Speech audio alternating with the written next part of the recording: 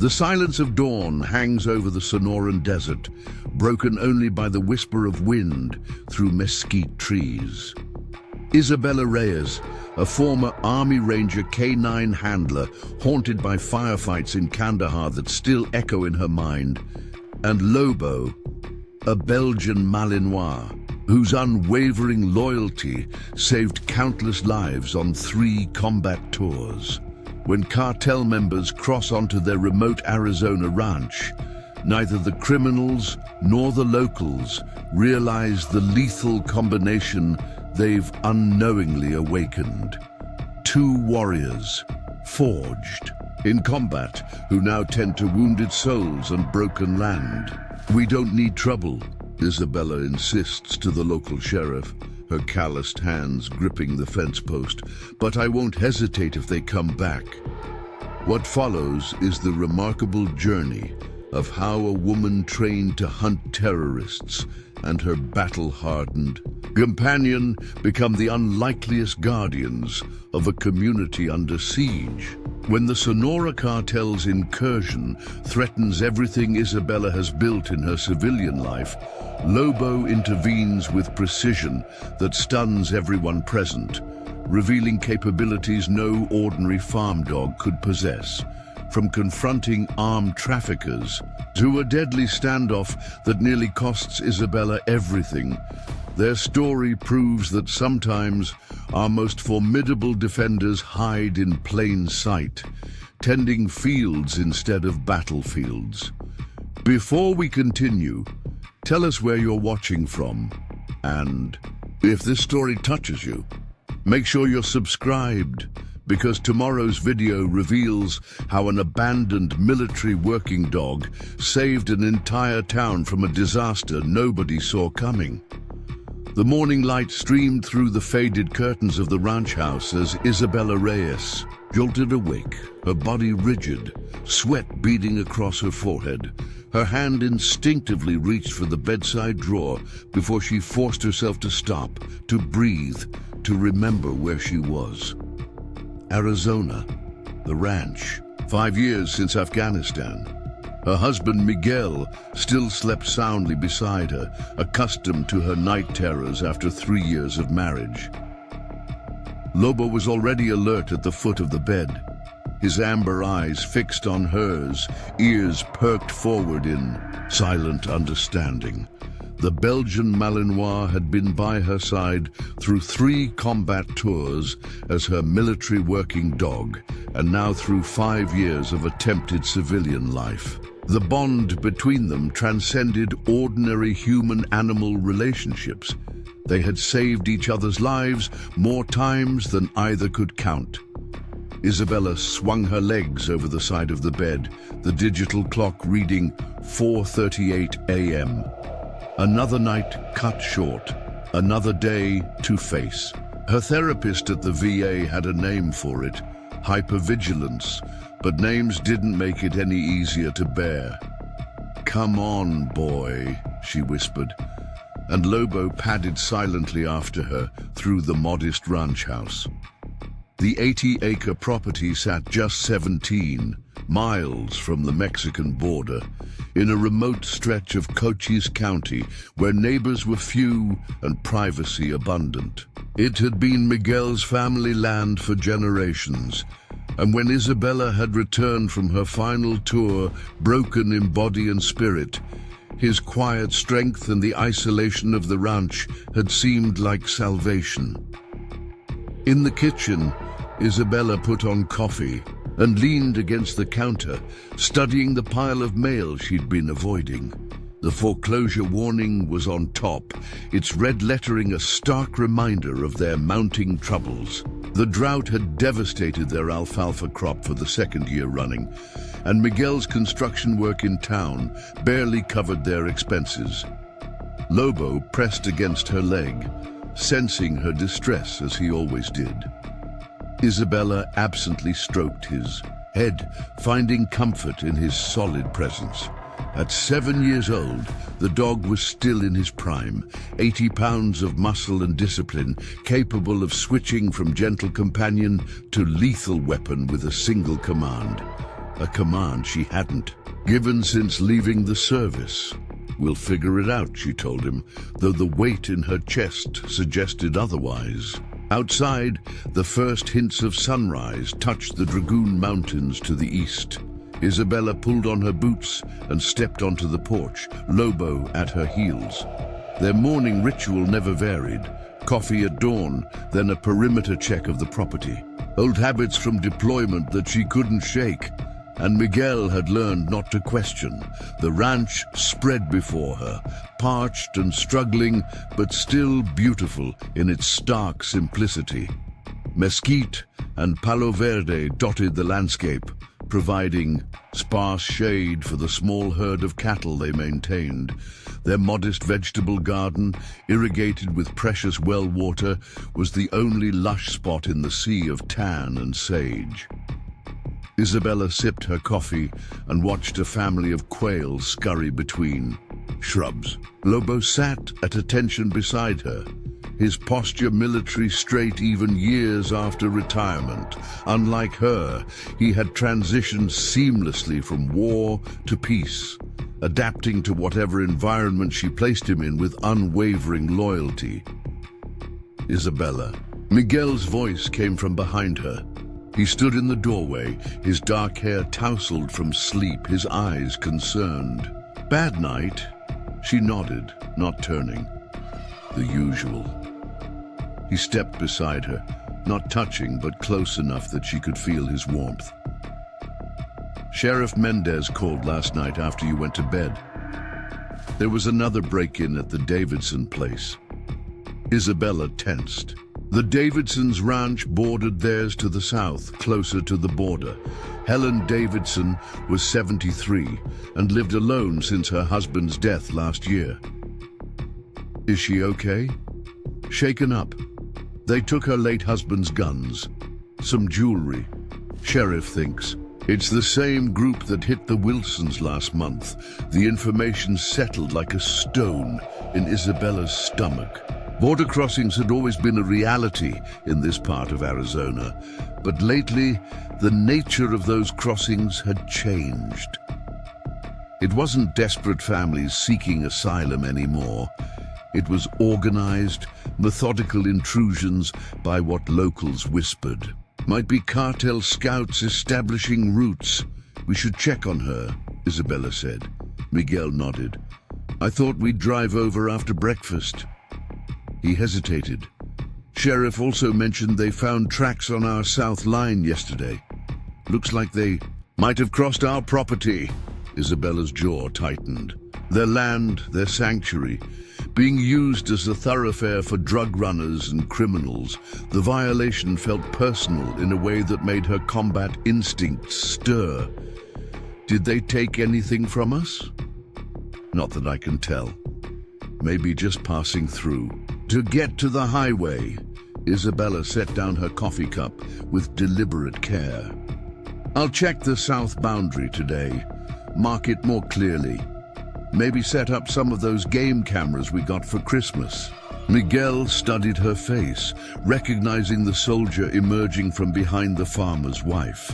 "Bella," he said softly, using the nickname only he was allowed. "Sheriff Mendez said to call if we see anything suspicious, not to confront anyone." "I know." "The protocol," she replied, more sharply than intended. Then softer, "I'm just going to look, that's all." Miguel knew better than to push. In the 3 years they'd been married, he'd learned when to stand firm and when to give her space. Today called for space. "I'll make breakfast before I head into town. Got that construction job at the new elementary school." After breakfast, Miguel left for his job in Douglas, the nearest town of any size, leaving Isabella alone with Lobo and her thoughts. She changed into work clothes, faded jeans, a long-sleeved shirt despite the building heat, and a wide-brimmed hat. Standard attire for ranch work in the unforgiving Arizona sun. "Come on, boy," she told Lobo. "Let's take a ride." The ATV kicked. Up dusk, as they made their way across the ranch toward the southern boundary, Isabella kept one hand on the steering wheel, the other resting near Lobo, who sat beside her with practiced balance. The dog's posture changed as they moved farther from the house, his relaxed demeanor shifting to something more alert, more reminiscent of their patrol days. The fence line appeared ahead, 3 strands of barbed wire strung between weather-beaten posts, more a suggestion of a boundary than an actual barrier. Isabella stopped the ATV and dismounted, Lobo jumping down beside her. It didn't take long to find what the sheriff had seen. Boot prints, multiple sets, led from the Mexican side through a section where someone had clipped the barbed wire. The prints continued northward toward the highway that would take them deeper.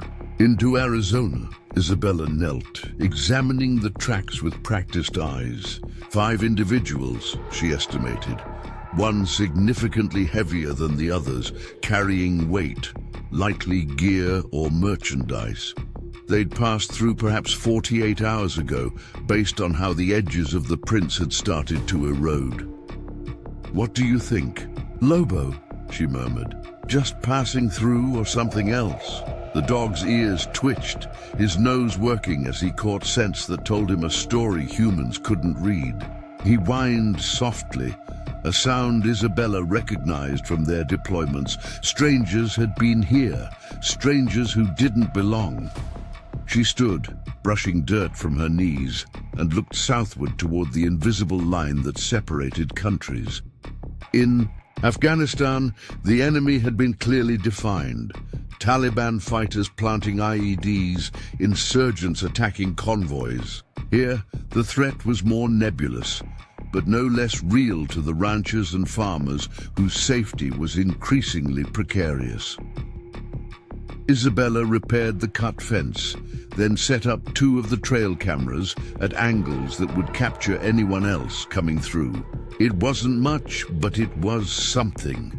They were checking the western boundary when her cell phone rang, a rarity given the spotty service on the ranch. The screen showed Miguel's number. "Everything okay?" she asked immediately, tension in her voice. "I'm fine," he assured her. "But I just heard something at the job site. Thought you should know." Isabella listened as Miguel relayed what his foreman had told him, that the break-ins weren't random. The cartel was establishing a new route through their area, and they were targeting specific properties where they expected little resistance. Properties like Helen Davidson's, properties like theirs.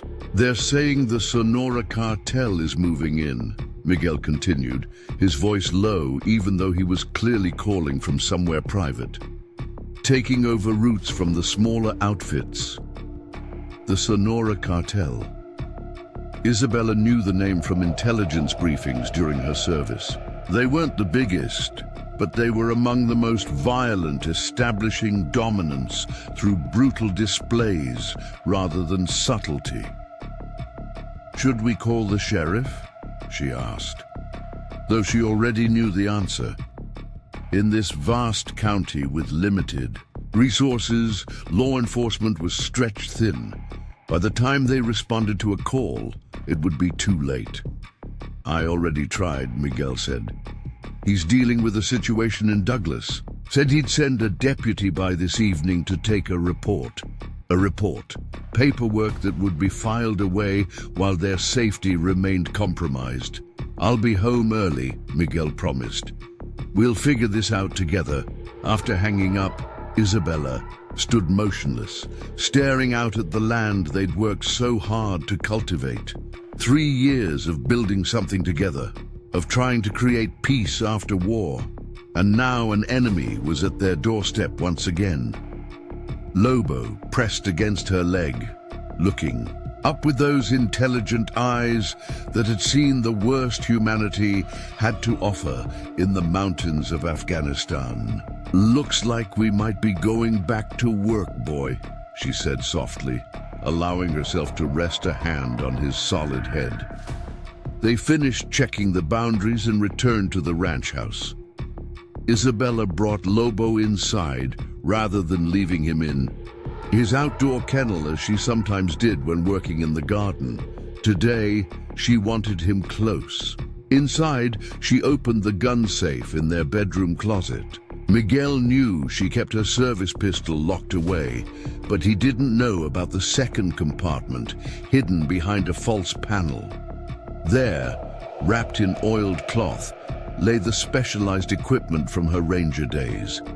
Tactical gear, communications, devices, and most importantly, Lobo's working harness and the command collar that enhanced their silent communication. Isabella ran her fingers over the harness, remembering the weight of responsibility it represented. She had been one of the first women to qualify for the elite K-9 program, paired with Lobo when he was just a year old. Together they had conducted over 200 missions, from simple security patrols to high-risk operations targeting high-value individuals.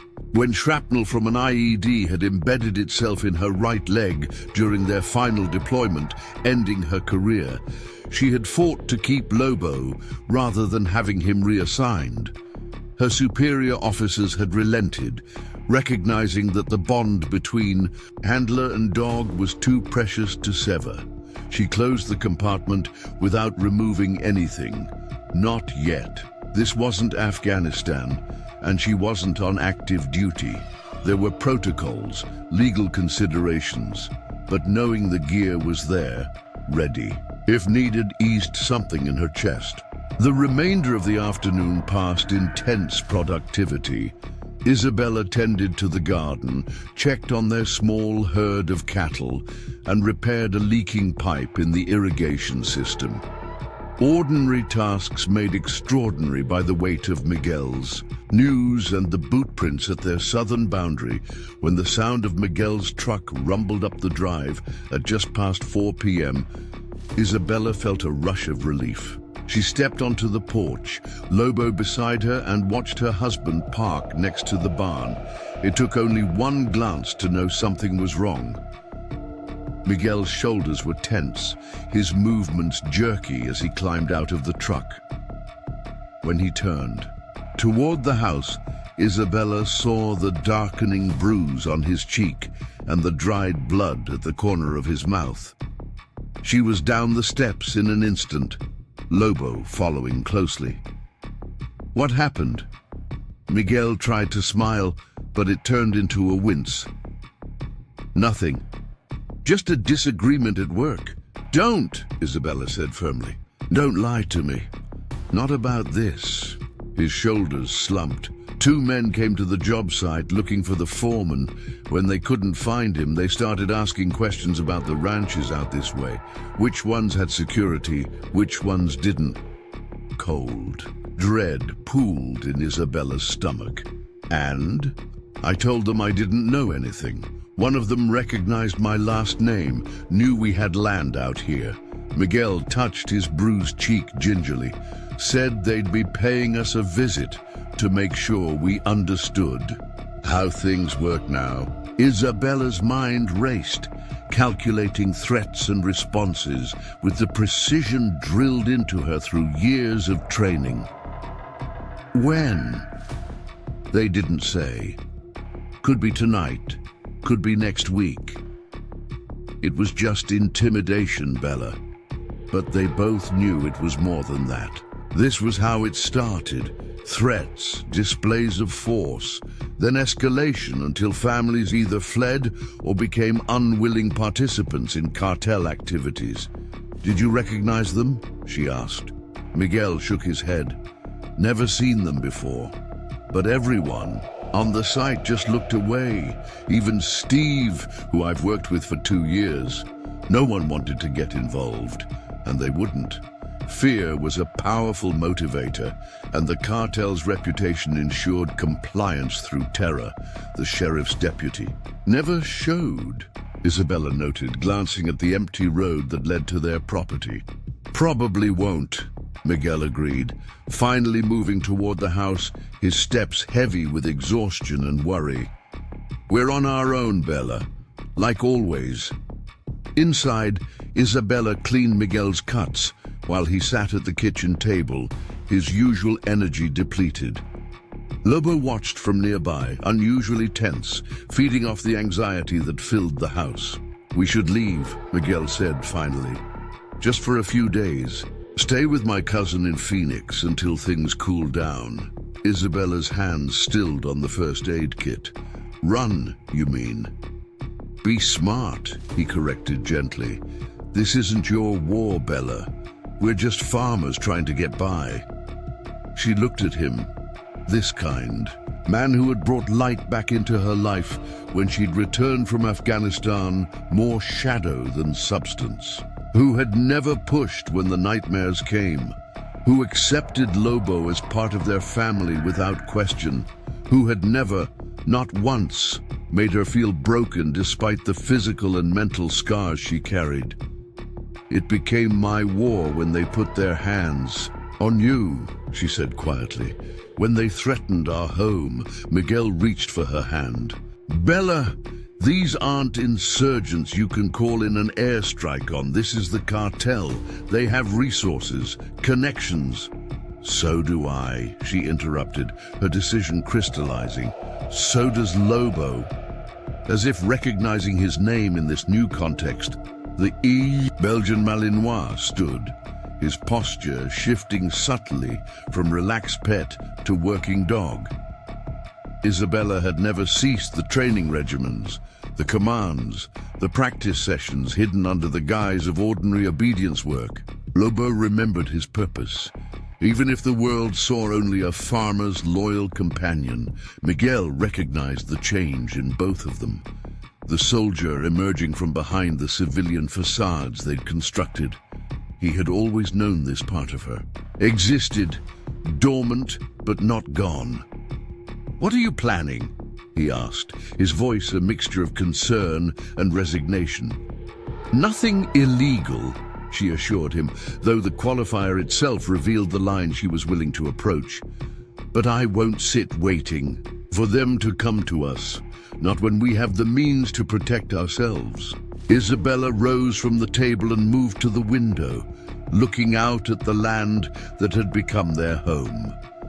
The sun was beginning its descent behind the mountains, painting the desert in gold and crimson, beautiful and harsh, like so much of life. "When I was deployed," she said, her back to Miguel, "we had a saying, hunt or be hunted. I chose civilian life, but I never forgot what I learned out there." She turned to face her husband, her decision made. "I'm going to check those trail cameras, then we're going to prepare, just in case. And if they come..." She let the thought hang unfinished in the air between them. Miguel studied her face, seeing the woman he fell in love with and the soldier she had been before they met. Not two separate people, but layers of the same complex person. He nodded once, accepting what was coming. "Tell me what you need me to do." In the fading light, Isabella retrieved the trail cameras she had set up along the southern boundary. Miguel followed on his own ATV, Lobo sitting upright behind Isabella, his attention constantly scanning their surroundings. The desert had begun its evening transformation, cooling rapidly as the sun disappeared, nocturnal creatures emerging from daytime hiding places. 3 cameras, Isabella explained as they returned to the house. 1 at the breach point, 2 covering likely approach routes to the ranch. Inside, she connected the first camera to their aging laptop. The screen flickered to life, showing time-stamped images captured over the past several hours. Most were false triggers, wind-blown branches, a curious coyote, the shifting shadows of clouds passing overhead. Then at 2:17 p.m., while she had been working in the garden and Miguel at his construction job, the camera had captured what they feared. 3 men, moving purposefully through the cut fence line. They carried backpacks and what appeared to be handguns at their waists, Unlike typical border crossers trying to remain undetected, these men made no attempt to conceal themselves. One looked directly at the camera, and Isabella felt a chill at the casual confidence in his expression. He knew he was being recorded and didn't care. "They're scouting," she said, zooming in on the image. "Mapping the property." Miguel leaned closer, his breath catching. "The one on the left. He was at the construction site. He's the one who hit me." Isabella's jaw tightened. This wasn't random. These men had targeted Miguel, identified their ranch, and were now conducting reconnaissance before whatever came next. "The good news," she said, her voice taking on the dispassionate tone she'd used during mission briefings, "is that they don't seem to be coming tonight. They're still in the planning phase." "And the bad news?" Miguel asked, though his expression suggested he already knew they'll be back better prepared, probably with more men. She closed the laptop. "We have maybe 24 hours if we're lucky." Miguel rubbed his face, wincing when he touched his bruised cheek. "We should call Sheriff Mendez again." Isabella nodded, though they both knew what would happen. In this remote area with limited resources, law enforcement was triaging crises. A potential threat based on trail camera footage wouldn't compete with active emergencies. As expected, the call to the sheriff's office yielded nothing but promises to send a deputy as soon as one is available. The dispatcher's tone made it clear that could be hours or days. "We're on our own," Isabella confirmed after hanging up. Miguel went to the window, pulling back the curtain to peer into the gathering darkness. "Should we warn the neighbors? Helen Davidson is all alone, and the Thompsons have young children." The Thompsons' ranch was 2 miles west of theirs, another small operation struggling to survive the prolonged drought. Like the Davidsons to the east, they were isolated and vulnerable. "I'll call them," Isabella decided, "but I don't want to start a panic. Just tell them to be extra vigilant, maybe stay with relatives for a few days if they can." While Miguel made dinner, a simple meal of beans, rice, and the last of the previous night's grilled chicken, Isabella called their neighbors. Helen Davidson answered on the first ring, her voice thin with age, but sharp with the resilience that had kept her on the land for over 5 decades. "Already got my shotgun loaded," the elderly woman informed Isabella when she carefully mentioned the potential threat. "Been sleeping with it since they broke in last month. Let them try again." The Thompsons were less resolute. Kate Thompson answered, the sounds of children playing in the background. When Isabella explained the situation, keeping her tone calm and factual, Kate's voice dropped to a whisper. "We've been thinking about visiting my sister in Tucson anyway," she said. "Maybe we'll head there tomorrow, just until things settle down." After completing the calls, Isabella joined Miguel at the kitchen table. They ate in silence, both lost in thought, Lobo lying alertly at Isabella's feet. The dog sensed the tension, his usual evening relaxation replaced by the focused readiness he displayed during their deployment days. "What's the plan?" Miguel finally asked, setting down his fork. Isabella considered their options. In Afghanistan, she would have had a team, air support, intelligence reports. Here, they had a former military working dog, her training, Miguel's, determination, and little else. "We prepare," she said simply. "Secure the house, set up early warning systems, and we give them one chance to turn around before we show them who they're dealing with." After dinner, they began transformations that turned their modest ranch house into something more defensible. Miguel reinforced door locks and window latches, while Isabella gathered supplies they might need if forced to retreat or if power was cut. Flashlights, batteries, first aid kit, water, emergency rations. When the basic preparations were complete, Isabella opened the hidden compartment in their bedroom. This time, she removed Lobo's tactical harness and command collar, along with some of her specialized equipment. Miguel watched from the doorway as she laid the items on the bed. "I never asked about your missions," he said quietly. "Never wanted to make you relive it." Isabella ran her fingers over the harness, the material worn but meticulously maintained.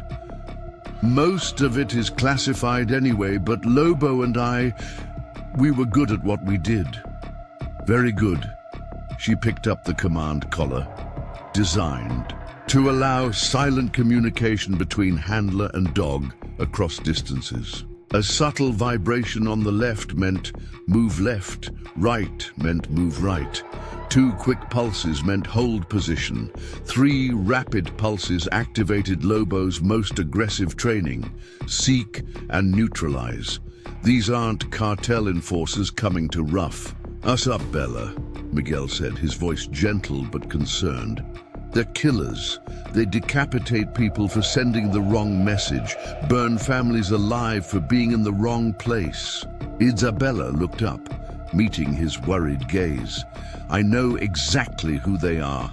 In Afghanistan, we hunted people who buried children in roads as bombs, who threw acid in girls' faces for going to school." Her voice remained steady, but her eyes hardened with remembered horrors. "Evil exists everywhere, Miguel. The uniforms and languages change, but the darkness is the same." She stood, gathering the equipment. "I'm not looking for a fight, but if they bring one to our door, they should know who they're facing." In the living room, Isabella called Lobo to her. The dog approached with the serious demeanor he displayed when sensing work was coming. She held up the tactical harness, and Lobo immediately sat, waiting with military precision. "Prepararse," she said softly. "Prepare," in Spanish, the command. That had always signaled the beginning of their working partnership. Lobo remained perfectly still as she fitted the harness over his powerful body. The specialized vest included pouches for small items, attachment points for leads, and most importantly, a reinforced handle that allowed Isabella to direct him physically if needed. The command collar went on next, fitting snugly beneath his regular collar. "Como se siente?" "How does it feel?" The familiar ritual of checking his comfort before work. Lobo gave a single bark. Affirmative. He stood straighter now, his demeanor shifted from family pet to working military dog. Even Miguel, who had never seen this transformation, took an involuntary step back at the change. Isabella ran Lobo through a series of silent commands using the collar, verifying that the equipment still functioned properly and that Lobo remembered his training. The dog responded flawlessly, moving left, right, freezing in place, advancing, retreating, all based on the subtle vibrations he felt through the collar. "Incredible," Miguel murmured. "It's like watching a different animal." "Same animal," Isabella corrected. "Different purpose." She knelt beside Lobo, checking the fit of the harness one final time. He was born for this, trained for this. So was I. When she was satisfied with the equipment check, Isabella removed the tactical gear, storing it where it could be quickly accessed if needed. Lobo remained in work mode, however, staying close to Isabella, constantly vigilant.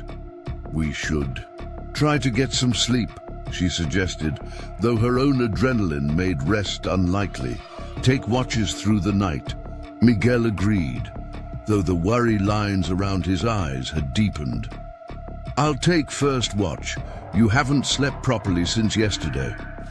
Isabella wanted to argue but recognized the logic. Her tactical decisions would be sharper, with at least some rest. She gave Miguel brief instructions on what to watch for, what patterns of approach might signal danger, and promised to relieve him in 4 hours.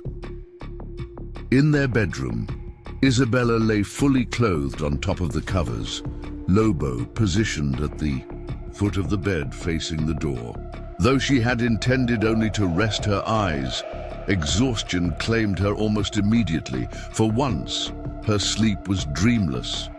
The hyper-vigilant part of her brain perhaps recognizing that active threats required mental preparation rather than reliving past traumas. She woke to Miguel's gentle touch on her shoulder, instantly alert. "Anything?" she asked, sitting up. Miguel shook his head. "All quiet. It's just past midnight." They switched positions, Isabella taking up watch from the darkened living room while Miguel sought a few hours of rest. Lobo stayed with her, his own vigilance unwavering despite the late hour. The night passed in tense silence. Isabella checked the perimeter through windows, monitored the driveway, and reviewed their preparations. The rational part of her knew that an attack might not come at all. The men might have been simply scouting multiple properties, identifying vulnerabilities throughout the area. But the instincts that had kept her alive through 3 combat tours told her otherwise. The direct connection to Miguel, the specific targeting, this felt personal in a way random criminal activity didn't. At 4 a.m., with the night at its darkest, just before dawn, Isabella heard it, the distant sound of vehicles approaching from the south, across the open desert rather than down the main road. She moved to the back window, using her phone as a makeshift night vision device by activating its camera and turning up the brightness exposure. Through the digital screen, she could make out the faint outlines of 2 pickup trucks, lights off, moving slowly across the ranch toward the house. Isabella's heart rate increased, but her mind cleared with the familiar focus of imminent action. She moved quickly to the bedroom, waking Miguel with a hand over his mouth to keep him silent. "They're here," she whispered, her voice controlled and calm. 2 vehicles, at least 4 men, maybe more, coming from the south field. Miguel was instantly awake, fear and determination warring in his eyes. "What do we do?" "Get dressed, shoes on, stay away from windows." Isabella was already moving to retrieve Lobo's tactical gear and her own equipment. "If shooting starts, get to the root cellar. There's a trapdoor in the pantry floor." While Miguel dressed, Isabella quickly fitted Lobo with his harness and command collar. The dog needed no commands to understand the situation. His body language had already shifted to combat readiness. Ears forward, muscles tense, breathing controlled. Isabella retrieved her service pistol from the gun safe, checking it methodically before holstering it at her hip. For a moment, she considered the AR-15 stored in the back of the safe, a weapon that would give them superior firepower against multiple attackers, but escalation carried its own risks. For now, controlled response was the priority. "I need you to call Sheriff Mendez," she told Miguel, handing him her phone. "Tell him armed. Men are on our property, that we fear for our lives. Even if they can't get here quickly, we need the call on record." Miguel nodded, taking the phone with steady hands. Despite his lack of military training, he was remaining remarkably calm, a testament to the inner strength Isabella had always admired in him. "What are you going to do?" he asked. Isabella checked Lobo's harness one final time, then moved toward the back door. "I'm going to give them one chance to leave. After that, Lobo and I will do what we were trained to do. Outside, the pre-dawn air was cool and still. Isabella positioned herself on the porch, using the support column as partial cover. Lobo stood beside her, utterly silent, awaiting commands. In the distance, she could now clearly see the two pickup trucks less than 200 meters away and closing slowly. Isabella's mind calculated distances, angles, potential cover. Part of her, the civilian part that had been trying to build a peaceful life for 5 years, hoped the intruders would reconsider when confronted. But the soldier in her, the tactician who had led high-risk operations against insurgents, prepared for the worst. When the vehicles were approximately 100 meters from the house, Isabella raised her hand, activating the powerful tactical flashlight she'd attached to her wrist. The beam cut through the darkness, illuminating the lead truck and momentarily blinding its occupants.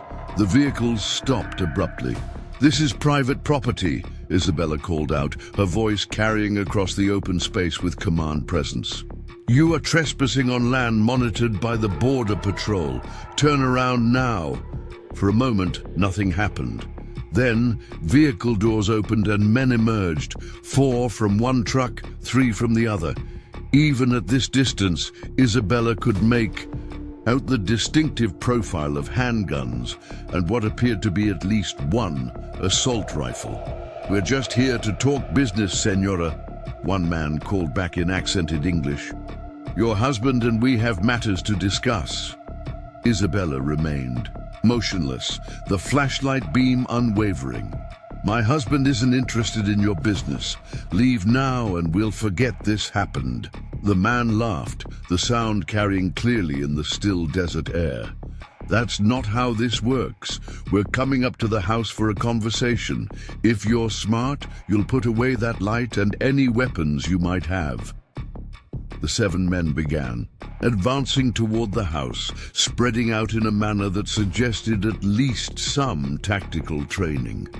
Isabella's assessment shifted from cautious to critical. These weren't random criminals. They were organized, disciplined, and clearly dangerous. Behind her, she heard the screen door open slightly. Miguel's voice came softly. "Sheriff's dispatcher says nearest unit is 40 minutes out. Too long. By then, whatever was going to happen would be over." Isabella made her decision. She switched off the flashlight, momentarily plunging the scene back into darkness. Then she knelt beside Lobo, her hand on his harness. "Last chance," she called out.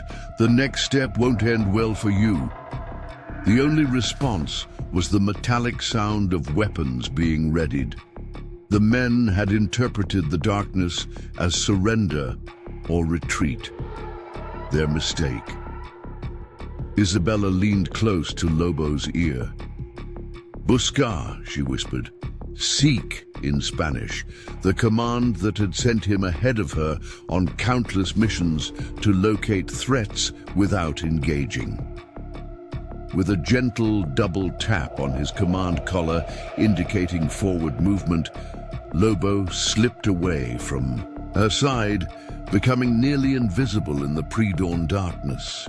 The Belgian Malinois moved with silent efficiency, his training allowing him to approach the advancing men without detection. Isabella held her position on the porch, tracking Lobo's movement through the barely visible silhouette of his tactical harness. The specialized material contained reflective threads, visible only to someone who knew exactly what to look for. To the approaching men, he would be nothing more than a shadow among shadows, if they noticed him at all. Through her earpiece, connected to Lobo's collar, Isabella could hear the soft sounds of his breathing as he circled wide around the group, positioning himself behind them, exactly as they had done hundreds of times in Afghanistan. The tactical advantage of surprise was about to shift dramatically in their favor. "Miguel," she whispered over her shoulder, "stay inside no matter what happens." She sensed rather than saw his reluctant nod as he eased the door closed. The approaching men were now approximately 50 meters from the house, close enough that she could make out individual features in the gradually lightening pre-dawn. The leader walked with the confident swagger of someone accustomed to people fearing him. Tall and lean, with a mustache and what appeared to be a scar running down the left side of his face. The others deferred to him in subtle ways, maintaining positions slightly behind his, checking his reactions before proceeding. Isabella noted their weapons, semi-automatic handguns primarily. The assault rifle she'd glimpsed earlier was carried by a heavy-set man at the rear of the formation. Their approach pattern showed basic tactical awareness, spreading out to avoid presenting a single target, but they clearly weren't expecting significant resistance. They had no idea they were being hunted rather than doing the hunting. Isabella pressed the transmitter on her wrist, sending a single pulse to Lobo's collar, the signal to hold position. The dog immediately froze, now perfectly positioned. Behind the group, where none could see him. "That's far enough," Isabella called out, her voice steady and authoritative. She stepped forward, allowing herself to be fully visible on the porch. Let them underestimate her. A woman, apparently. Alone, seemingly unafraid. Their focus would remain on her while Lobo waited for the command. The leader stopped, raising a hand to halt his men.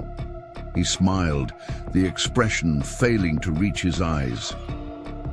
There she is, the soldier's wife. His English was fluent, the accent suggesting northern Mexico rather than the border regions. "Where is your husband? He and I have unfinished business."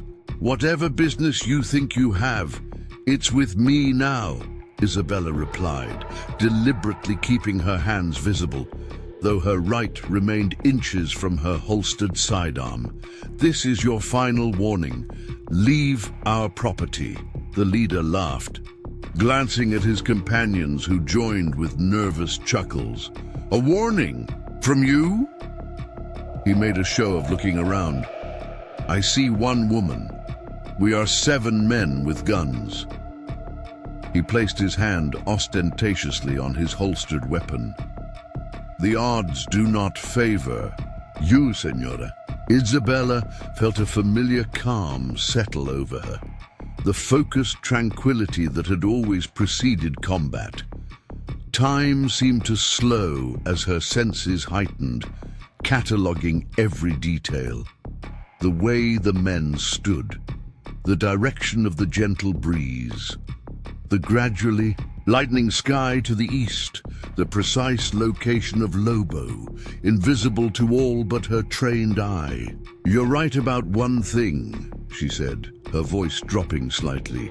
"The odds are not in your favor." Before the leader could respond, Isabella pressed 3 rapid pulses to the transmitter, the command that activated Lobo's most aggressive training protocol: seek and neutralize. The effect was immediate and devastating.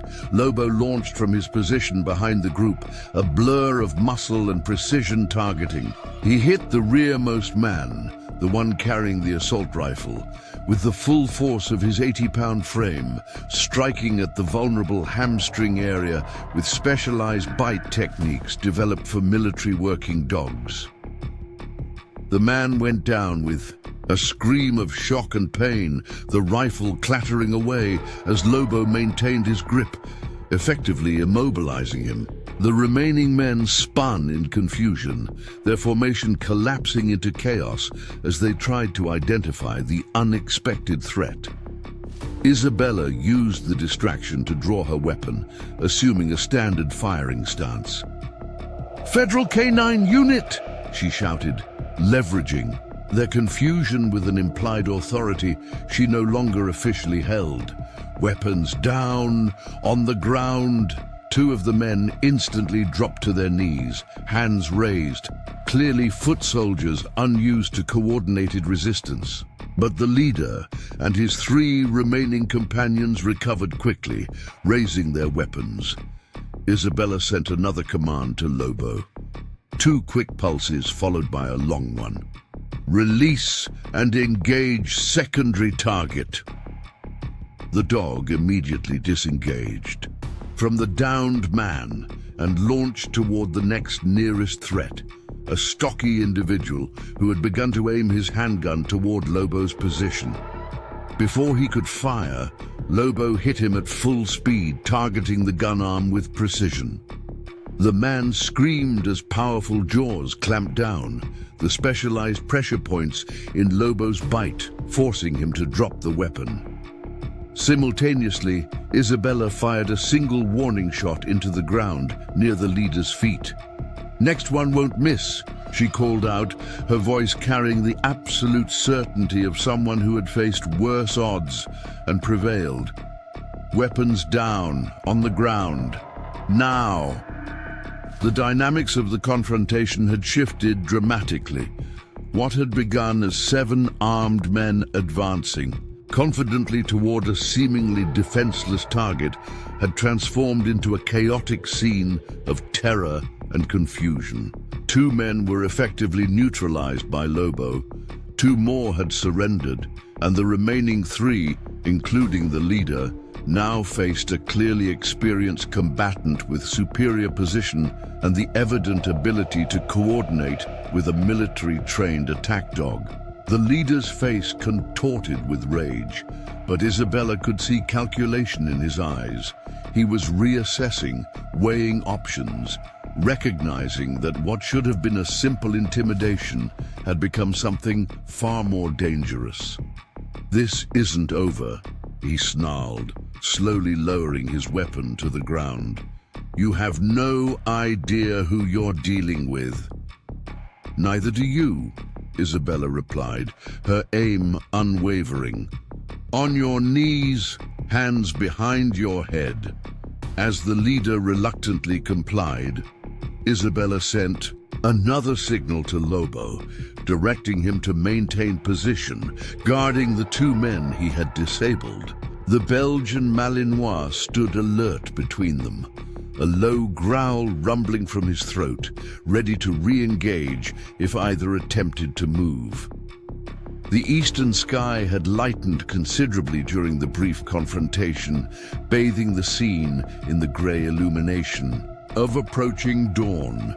Isabella maintained her position, weapon trained on the leader, while assessing their situation. 7 hostile individuals temporarily contained, but Sheriff Mendez's deputies were still at least 30 minutes away.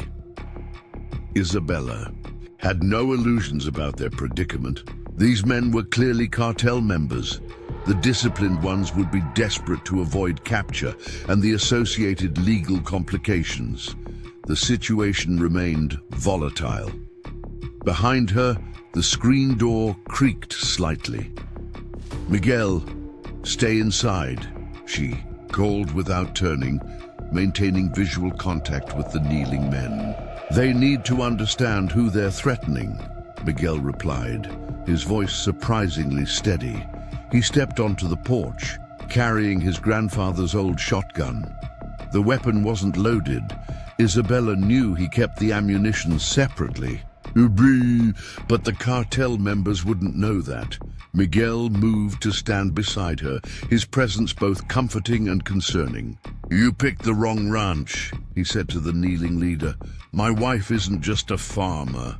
The leader's eyes narrowed, reassessing Isabella with newfound wariness. "Who are you?" he demanded. Isabella didn't answer, but one of the kneeling men whispered something to the leader in Spanish, too low for her to catch. Whatever he said caused the leader's expression to shift from anger to calculation. "Army Ranger," the leader said, watching Isabella's face for confirmation. "K9 handler, Afghanistan." Isabella kept her expression neutral, but inwardly she tensed. Someone had recognized her capabilities, perhaps had access to military records or connections in US intelligence. The cartel's reach was evidently broader than she had anticipated. "If you know that much," she replied evenly, "then you know exactly how this ends if you don't cooperate." The standoff continued as full dawn broke over the desert landscape. Isabella maintained her position, dividing her attention between the kneeling men and the two that Lobo continued to guard. Miguel stood steady beside her, the unloaded shotgun an effective psychological deterrent if nothing else. Finally, the distant sound of vehicles approaching from the main road broke the tense silence. Sheriff Mendez's patrol cars arriving sooner than expected. Someone must have called in the gunshot. The leader seemed to make a calculation, his gaze shifting between Isabella, Lobo, and the approaching vehicles. "This was a misunderstanding," he said smoothly, his tone transformed from threatening to conciliatory. "We were merely lost, looking for directions." With assault rifles and handguns, Isabella noted dryly. "Save it for the sheriff." Two patrol. Cars pulled into the ranch driveway, dust billowing behind them. 4 deputies emerged, weapons drawn as they assessed the unusual scene before them. Sheriff Mendez himself stepped from the lead vehicle, his weathered face registering surprise, followed by professional assessment. "Mrs. Reyes," he called, approaching cautiously, "you want to tell me what we're looking at here?" "Home invasion attempt," Isabella replied, not lowering her weapon until the deputies had secured the kneeling men. 7 armed individuals. They threatened my husband at his workplace yesterday, then came here this morning. Sheriff Mendez surveyed the scene, the 2 men still effectively pinned by Lobo's threatening presence, the 5 others now being handcuffed by his deputies. "And the dog?" "Former military working dog," Isabella explained simply. He responded to the threat. The sheriff's eyebrows rose slightly, but he asked no further questions about Lobo's unexpected capabilities. Instead, he turned his attention to the detained men, particularly the leader who maintained a calculating silence. "We'll take them in for trespassing, weapons charges, and attempted home invasion," Mendez said. "Your statements will be crucial." Isabella nodded, finally holstering her weapon as the last of the men was secured in the patrol cars. She sent a signal to Lobo, calling him to her side. The dog responded immediately, transitioning from combat mode to alert guardian, though his attention remained fixed on the detained men until the patrol cars pulled away. Only when the vehicles disappeared down the driveway did Isabella feel the adrenaline begin to ebb. Leaving her hands with the slight tremor of combat aftermath she remembered all too well from Afghanistan.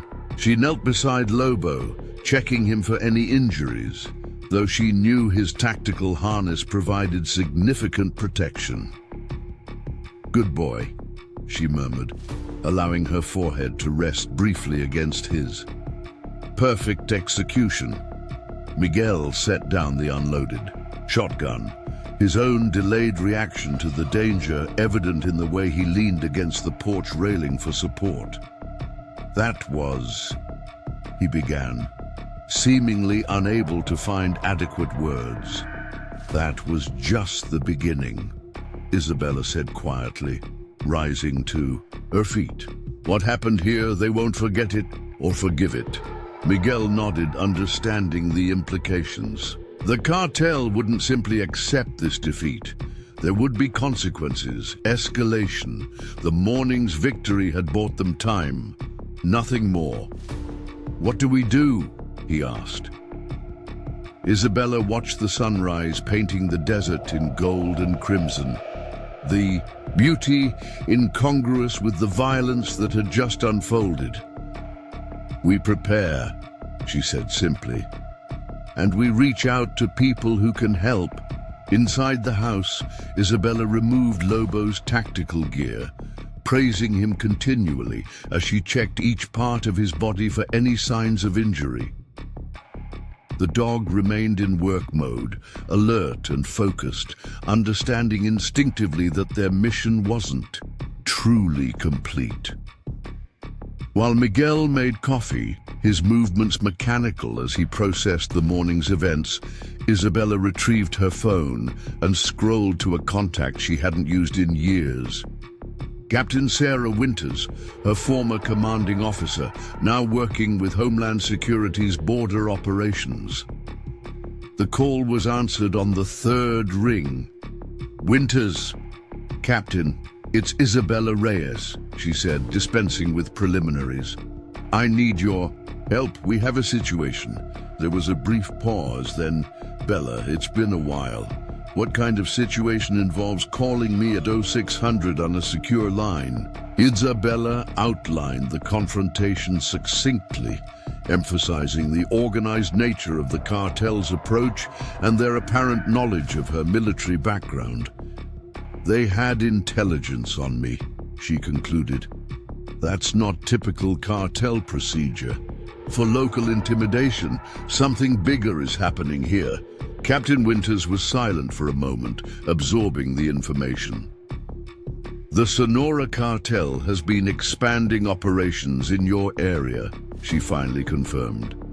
"But you're right. Targeted intelligence gathering on former Special Operations personnel isn't their standard approach. This sounds like their new leadership, a man who calls himself El Ingeniero, the engineer, former Mexican military intelligence before he went private sector." The information clicked into place for Isabella, explaining the tactical approach, the apparent reconnaissance, the quick recognition of her capabilities. "They're establishing a new route through here," she said. "Our ranch is strategic, remote, but with good access to the highway system." "Likely," Winters agreed. "And they typically secure these routes by either buying cooperation or eliminating resistance.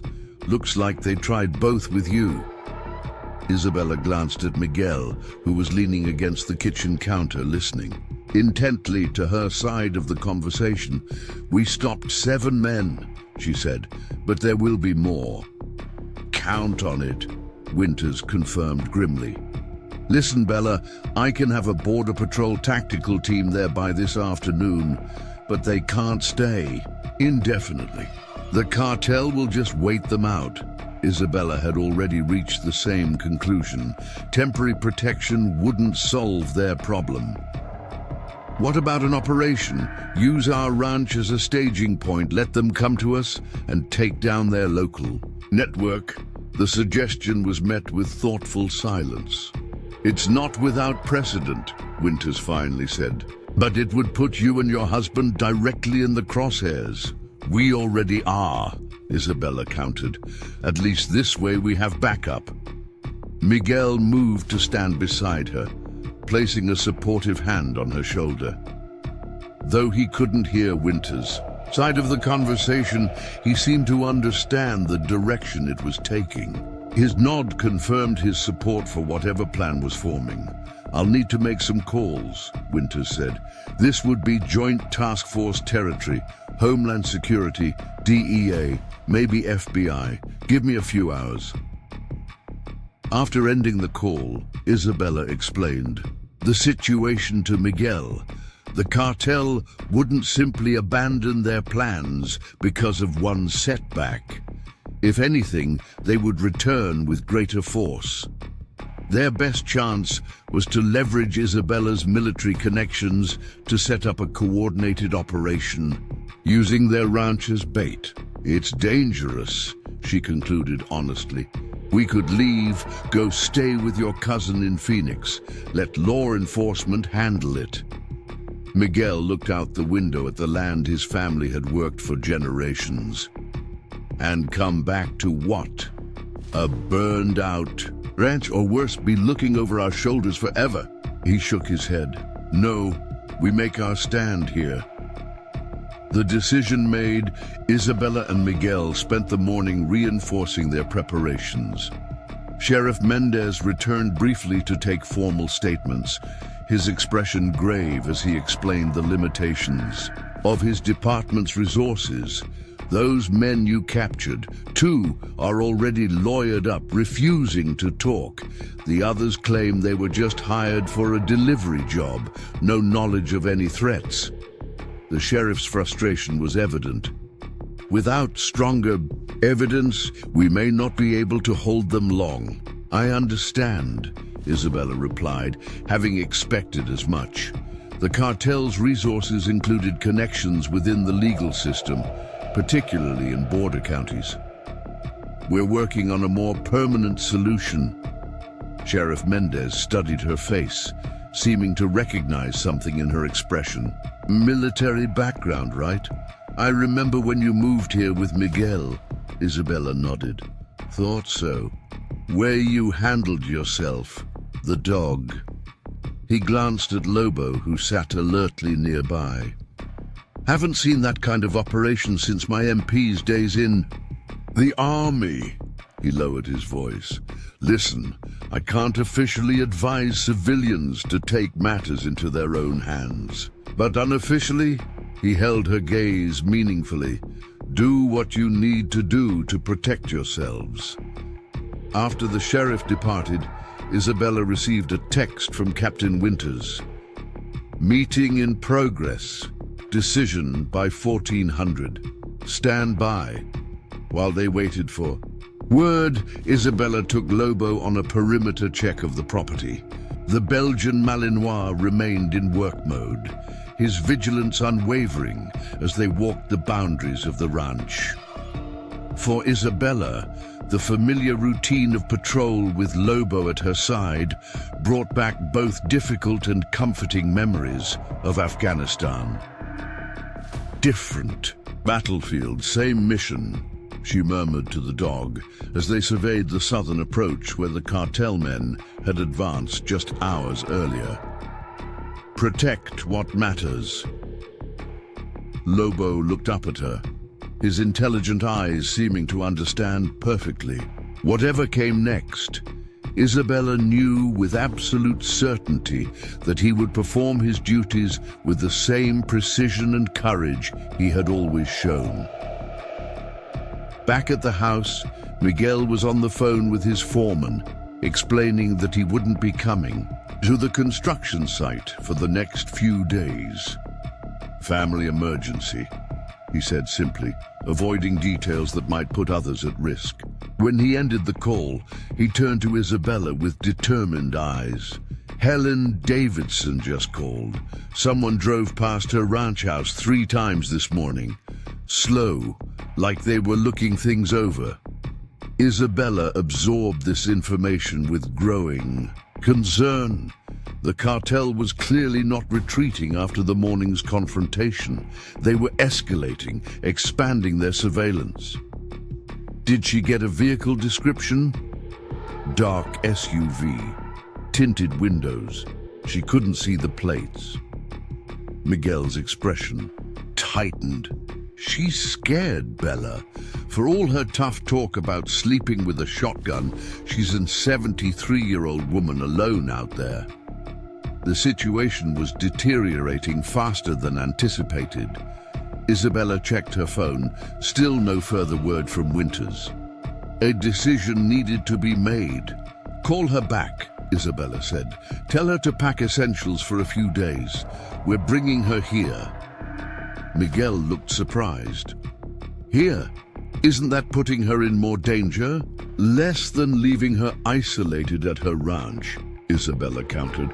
If they're surveilling her place, it means they're expanding their targeting beyond us.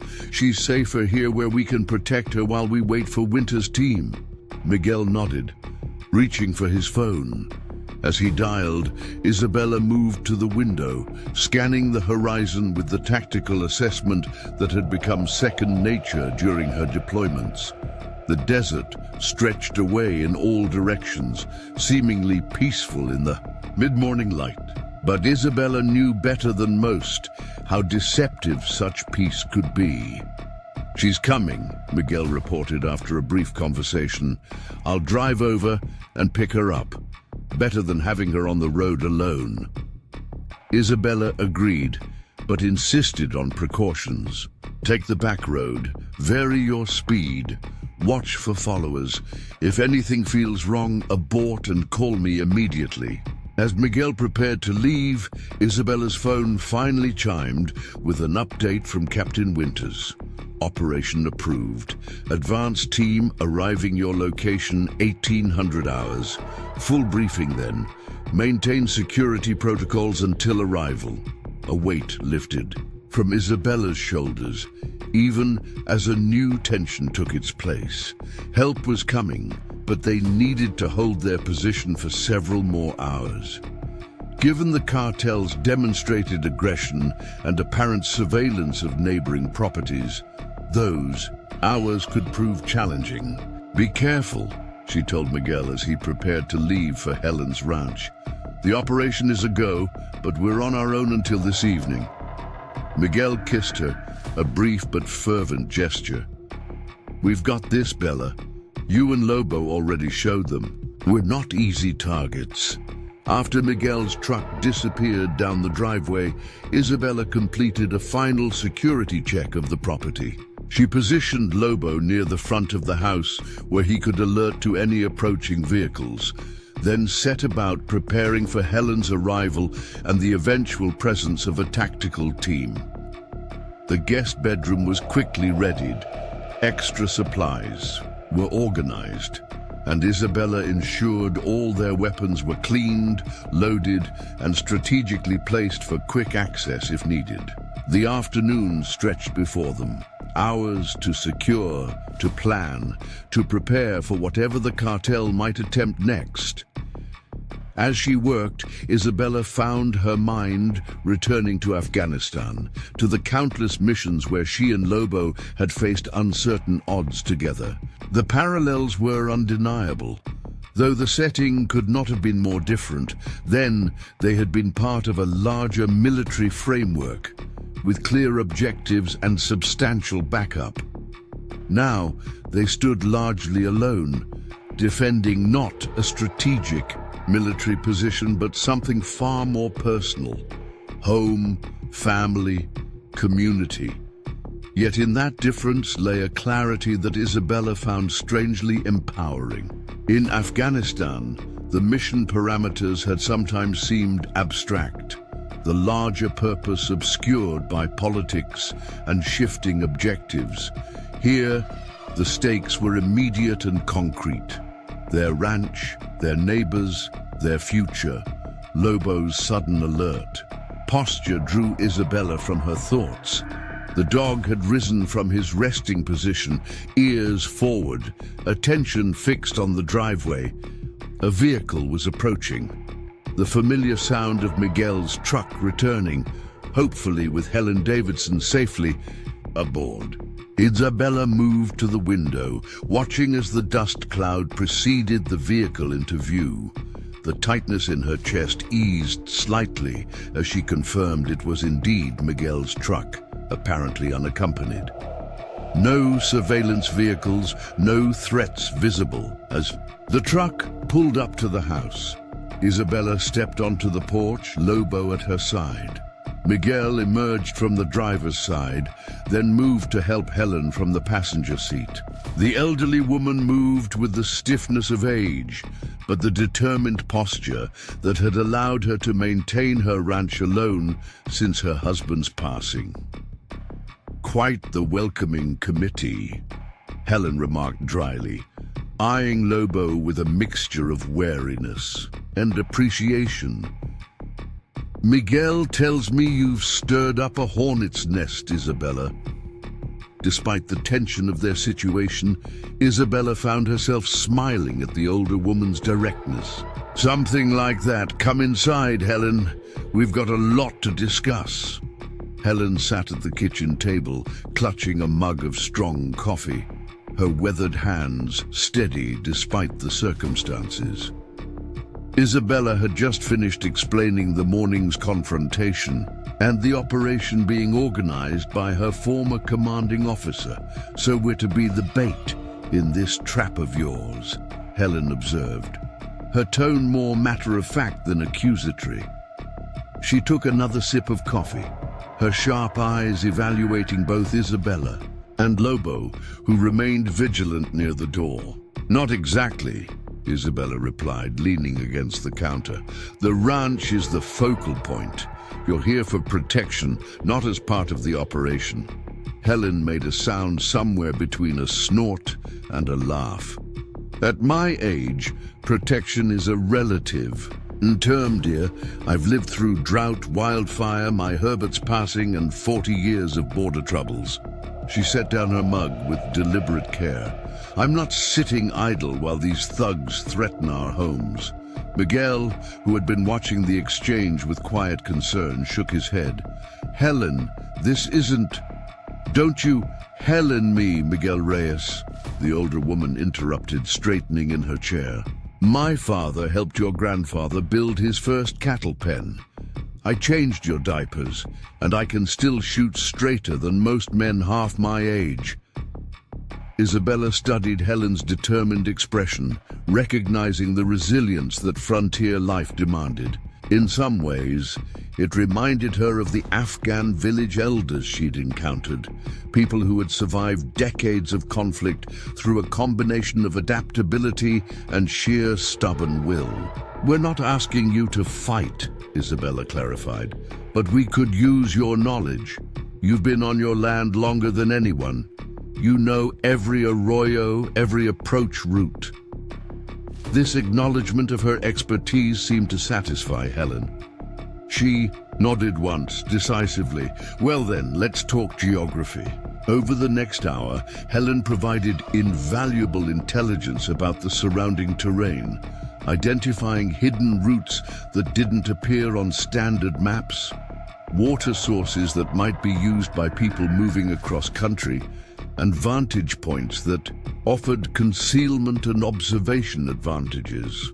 Isabella recorded the information meticulously, translating Helen's lifetime of local knowledge into tactical assessments that would be crucial to Captain Winter's team. As they worked, Lobo maintained his alert status, occasionally moving to windows to check the perimeter before returning to his position near Isabella. "Your dog," Helen observed during a brief pause. "He's not like any farm dog I've seen." "He's not a farm dog," Isabella confirmed. "Lobo is a former military working dog. We served 3 tours together in Afghanistan." Helen's eyes widened slightly. "Afghanistan?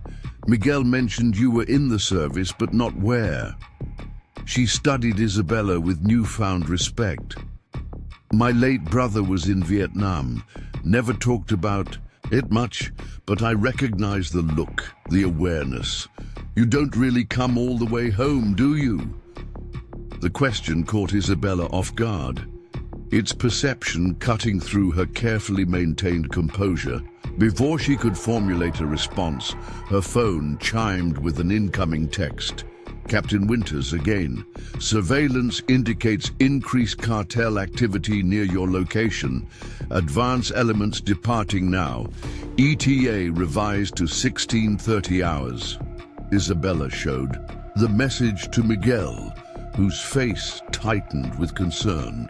"That's still over 3 hours away, and it means they've detected something that warrants accelerating the timeline," Isabella added, already moving toward the window to scan the surrounding landscape.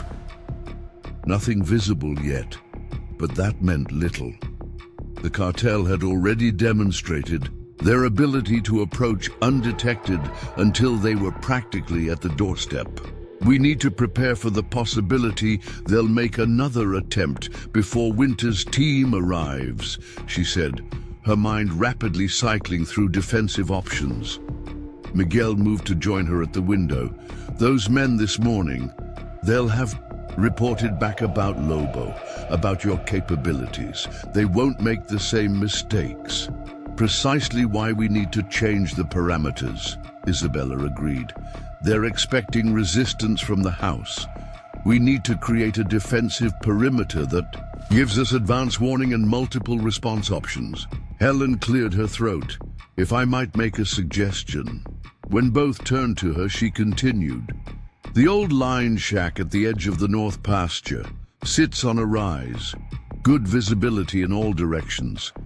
Back in the day, ranch hands would use it as a lookout during rustling season.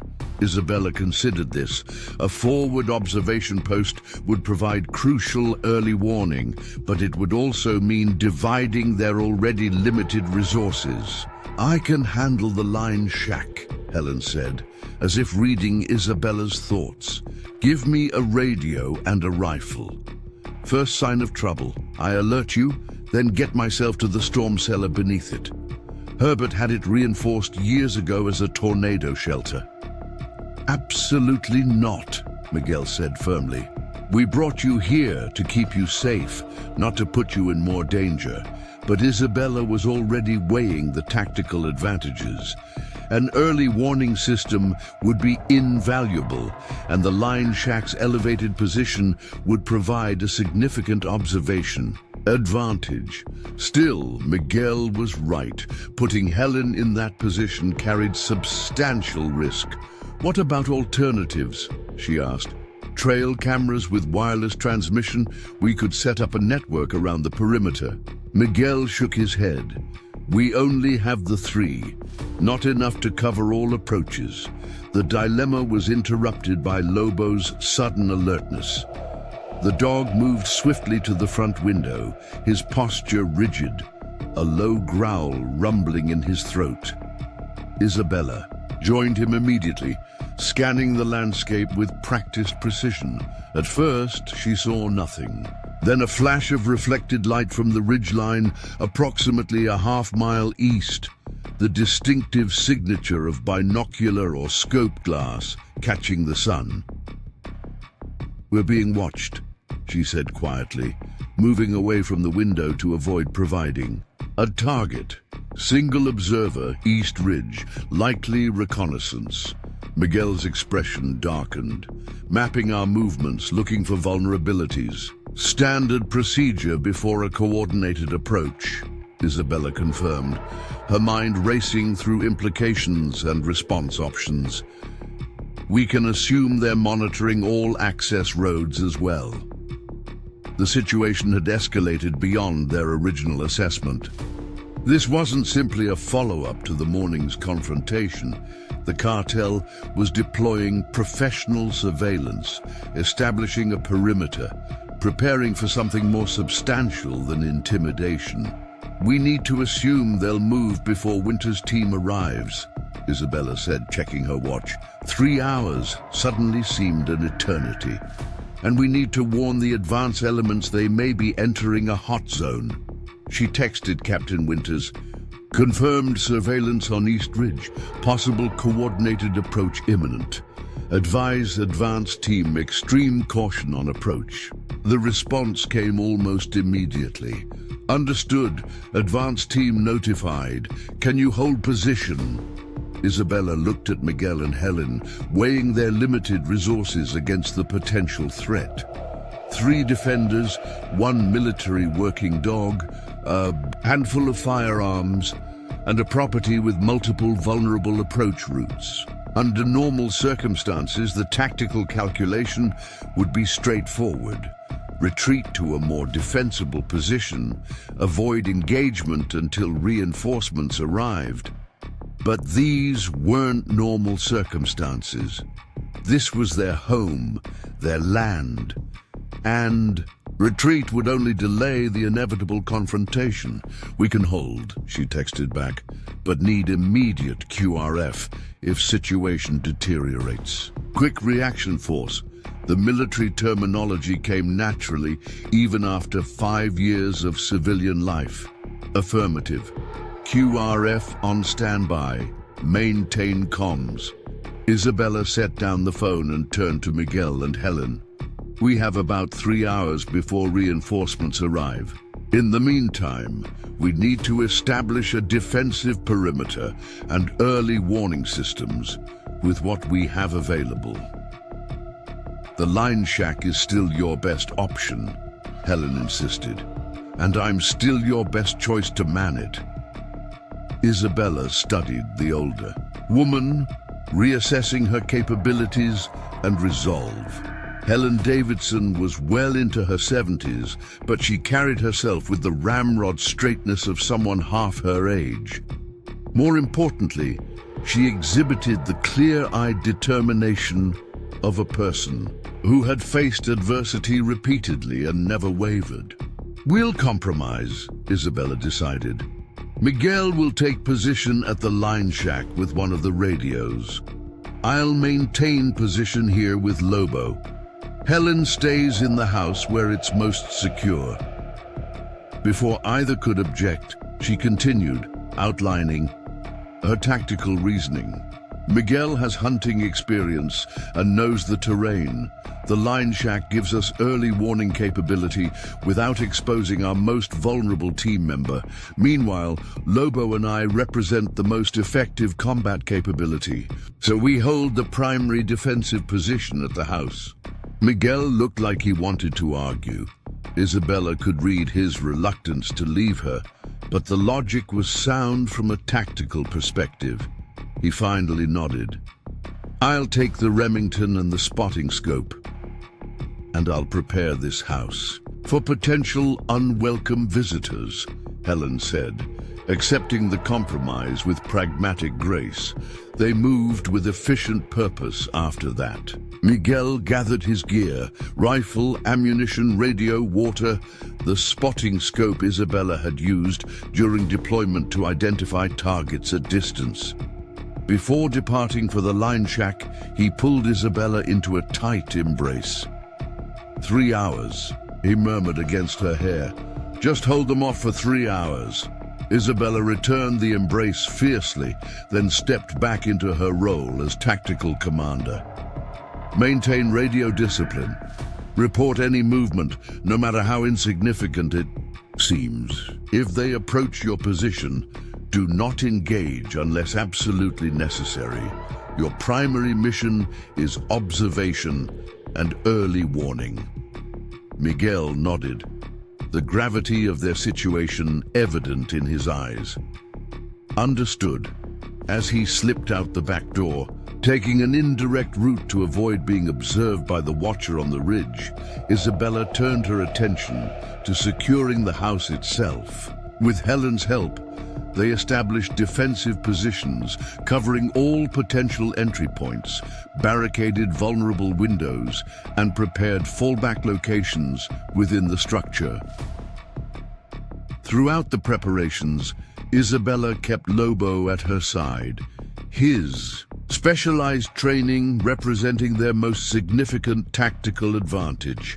The Belgian Malinois remained in full operational mode, responding instantly to hand signals and positioning himself as directed. Remarkable animal, Helen commented, as she watched Lobo perform a perimeter check of the living room based solely on Isabella's silent hand gesture. How long did it take to train him like that? 2 years of specialized training before we were deployed, Isabella replied, checking the load on her sidearm before returning it to its holster. But Lobo was exceptional from the beginning. His intelligence, his focus, the trainers identified his potential immediately. Like they did with you, I imagine, Helen observed shrewdly. Isabella glanced up, momentarily surprised by the perception. Something like that. The K9 program is selective on both sides, handler and dog. They look for specific traits, specific compatibilities. And after 3 tours together, I expect you can practically read each other's minds, Helen continued, arranging couch cushions to create a bulletproof barrier beneath one window. Close enough, Isabella acknowledged. In combat situations, that connection becomes heightened. You develop a synchronicity that doesn't require words. As if to demonstrate, Lobo suddenly tensed, his attention fixed on the front door. A.E. Moment later, Isabella's phone vibrated with a text from Miguel. Vehicle approaching from south, black SUV, heavily tinted windows, moving slowly along the main road. Isabella moved to a position where she could observe without being seen, using a small mirror to angle a view of the approach road. The SUV appeared exactly as Miguel had described, creeping along the county road that passed the front of their property, clearly conducting surveillance. Single vehicle, 2 occupants visible, she texted back. Maintain position. Observation only. The SUV continued past their driveway without turning in, maintaining its deliberate pace as it proceeded. Toward the neighboring properties. Isabella watched until it disappeared from view, then texted Captain Winters. Surveillance vehicle past property. Black SUV, 2 occupants, heading north on County Road 22. Likely cartel reconnaissance. Understood, came the reply. Similar. Vehicle reported near Border Patrol checkpoint 30 minutes ago. Advanced Team ETA now 1600 hours. 2 hours out. 2 hours. Isabella checked her watch, calculating variables. The surveillance pattern suggested the cartel was methodically mapping the area, identifying approach routes, response times, potential, resistance, standard pre-operation protocol. The question was whether this was merely preparation for a future incursion or the immediate prelude to an assault. Given the morning's confrontation and the cartel's need to establish dominance, Isabella suspected the latter. They're testing our awareness, our response capabilities, she explained to Helen, who had joined her at the window. Deciding whether to engage directly or try a more subtle approach. Like what? Helen asked. Drawing us out, creating a diversion, to split our attention, or waiting until dark when their advantages increase.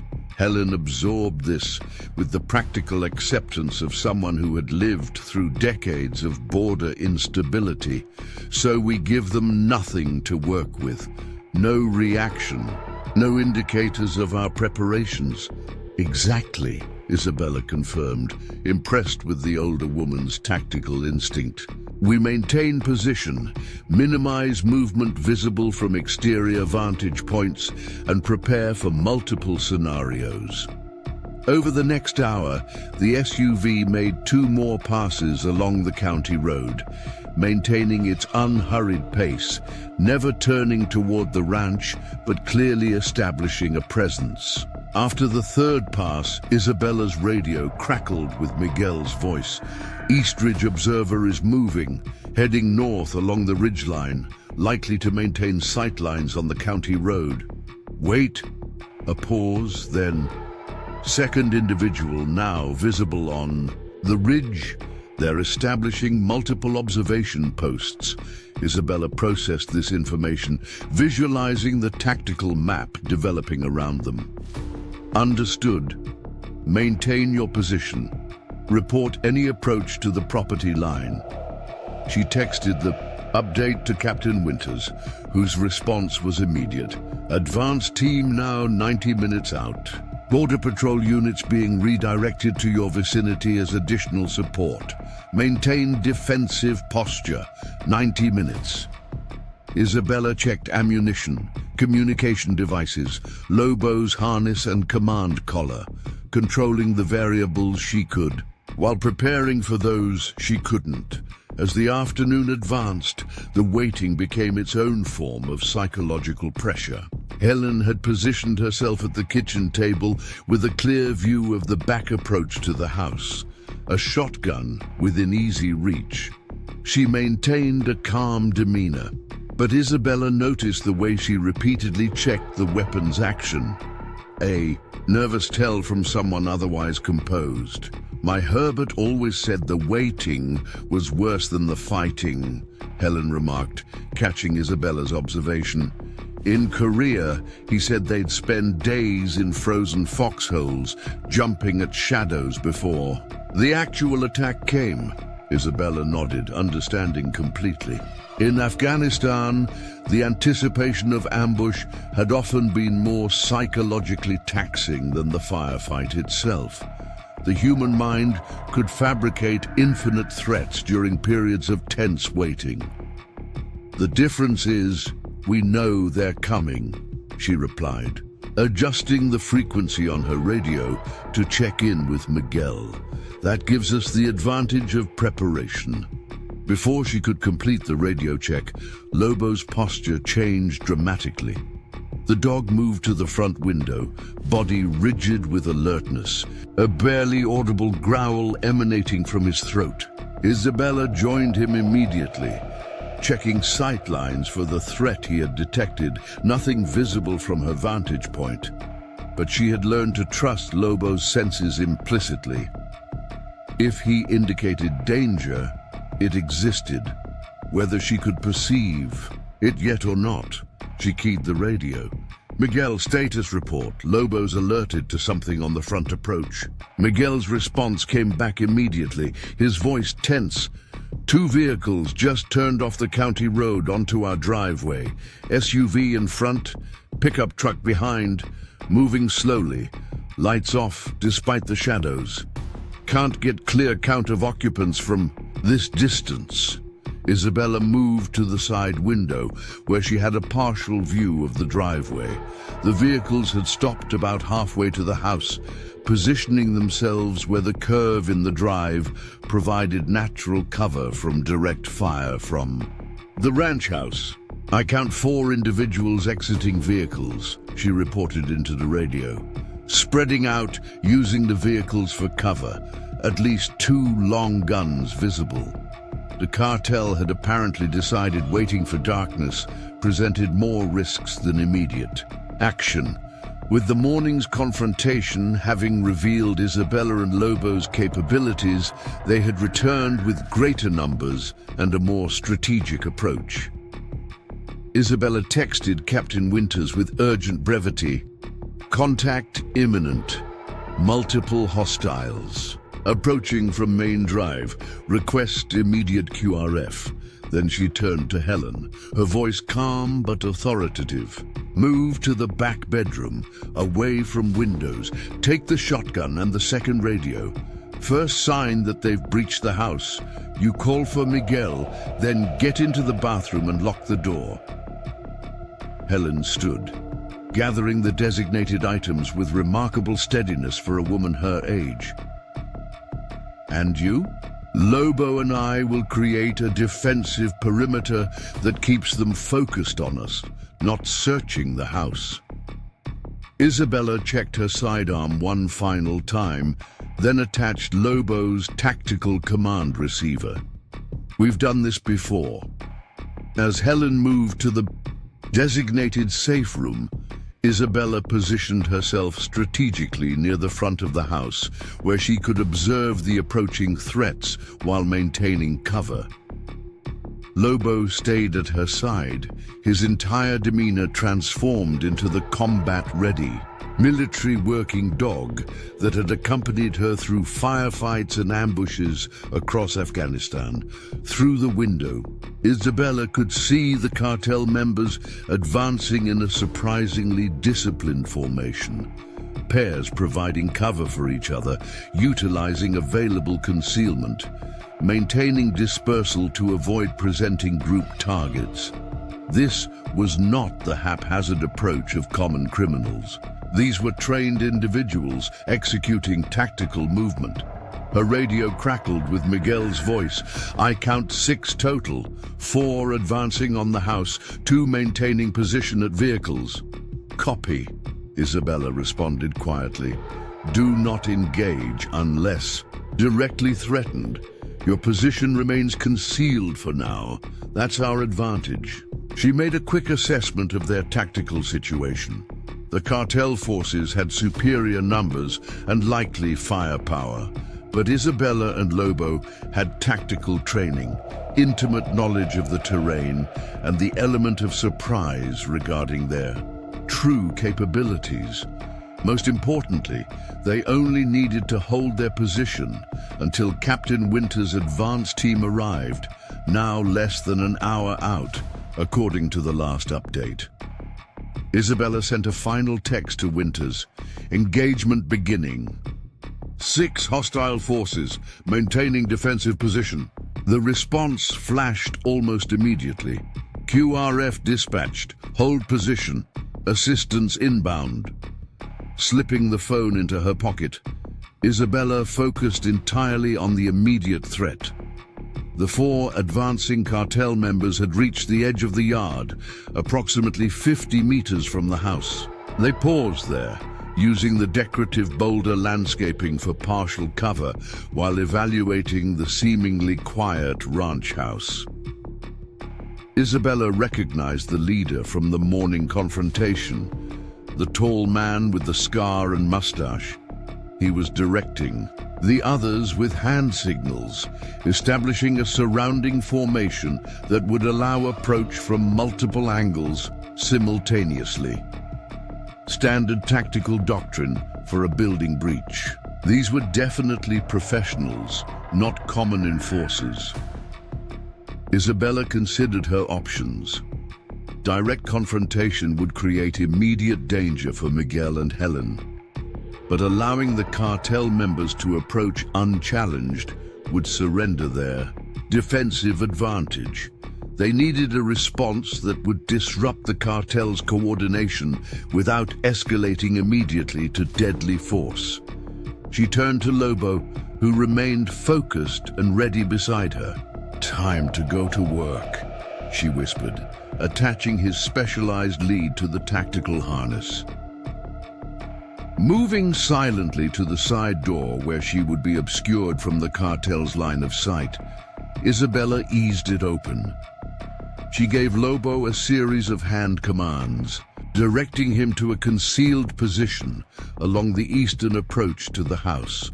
The Belgian Malinois moved like a shadow, his desert brown coat blending with the landscape as he took up position behind a cluster of barrel cacti. Through the command collar, Isabella could track Lobo's positioning precisely. When he was in optimal position, she activated her radio. "Miguel," she said quietly, "on my signal, fire 1 shot into the air from your position. Then immediately take cover. Do not expose yourself." "Copy," came the tense response. Isabella watched through the window as the cartel members resumed their advance, now separating to approach the house from multiple angles simultaneously. When they were approximately 30 meters out, committed to their approach, but not yet in optimal assault position, she gave the command. "Now!" The crack of Miguel's rifle echoed across the property from the distant line shack. As expected, all 4 advancing cartel members instinctively turned toward the sound, momentarily disoriented by the unexpected direction of threat. In that crucial moment of distraction, Isabella activated Lobo's command collar with 3 rapid pulses, the signal to engage. The Belgian Malinois exploded from his concealed position, a blur of focused aggression targeting the nearest cartel member, a stocky man with an AR-style rifle who had separated furthest from his companions. Lobo hit him with precision, targeting the weapon arm with a specialized bite technique that immediately disabled his ability to fire while avoiding lethal force. The man's scream of surprise and pain created further disorientation among the cartel. "Team." The leader shouted commands in Spanish, trying to re-establish tactical cohesion as the situation rapidly deteriorated from their planned approach. Isabella used the chaos to change her own position, moving swiftly to the opposite side of the house where she had clear lines of sight on the remaining attackers. Drawing her sidearm, she fired 2 precise shots into the ground near the feet of the closest cartel member, a warning that established her position without directly targeting the individuals. "Federal agents!" she shouted, leveraging the misperception to her advantage. "You are surrounded, weapons down!" The tactical situation had transformed completely in a matter of seconds.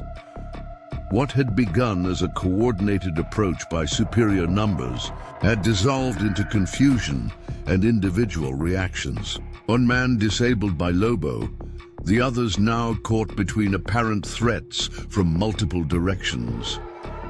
The cartel leader recovered his composure quickly, barking commands to his remaining men in rapid Spanish.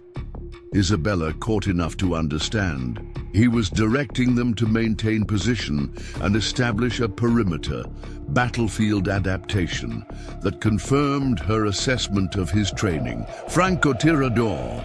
one of them shouted, pointing toward the distant line shack where Miguel's shot had originated. "Sniper!" Isabella used their momentary distraction to send another command to Lobo through the tactical collar. 2 short pulses followed by a sustained vibration, ordering him to disengage from the man he had disabled and retreat to a secondary position. The Belgian Malinois instantly released his bite grip and vanished into the landscape with practiced efficiency, repositioning himself to the west of the house, where he could approach from an unexpected direction if needed again. The man Lobo had attacked, scrambled backward, clutching his bleeding arm, his weapon abandoned on the ground. His panicked retreat created further disruption in the cartel team's coordination, forcing them to adjust their positions to compensate for the sudden gap in their approach formation. Isabella took advantage of the tactical opening, moving to a different window that offered better cover while maintaining her lines of sight. The radio at her hip crackled with Miguel's voice, kept deliberately low. 2 men at the vehicles are advancing to support, moving in a flanking pattern toward the east side of the house. "Copy," Isabella whispered, adjusting her mental map of the engagement. All 6 cartel members were now committed to the assault, abandoning their vehicular fallback position. It was both a tactical error and an indicator of their determination to complete their objective. She keyed her radio again, this time on the frequency connected to Helen's receiver. "Helen, they're attempting to flank east. Stay away from those windows. Maintain position in the interior bathroom." "Understood," came the steady reply. If the elderly woman was frightened, her voice betrayed none of it. Outside, the cartel leader was orchestrating a regrouping, using hand signals to direct his men into a more defensive posture. They had abandoned their original approach vector and were now seeking cover behind the decorative landscaping, rocks, parked farm equipment, and natural terrain features. The fluid adaptation spoke to experience under fire. These were not untrained foot soldiers. Isabella needed to disrupt their reorganization before they established a secure position that would allow them to lay siege to the house. Captain Winter's team was still at least 40 minutes out, according to the last update. Too long to remain in a static defensive position against determined attackers with superior numbers. She reached for her phone, sending a quick text update to Winters. 6.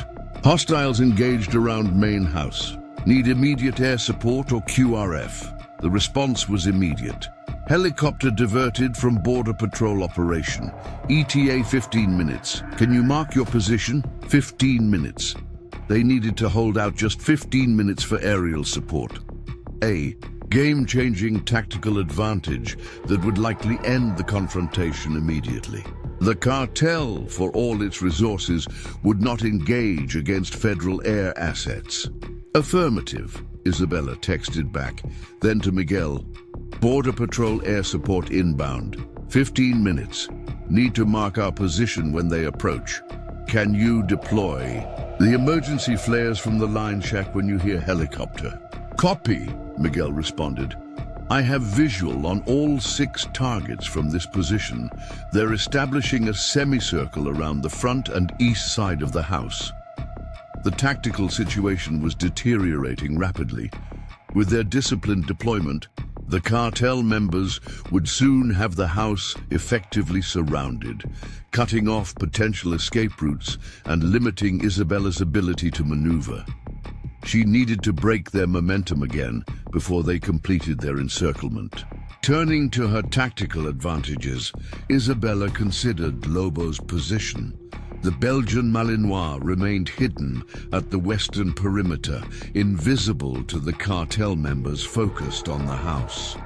A secondary engagement from Lobo would create substantial psychological impact, reinforcing the unpredictability of their defense and potentially forcing the cartel to commit resources to locating and neutralizing him.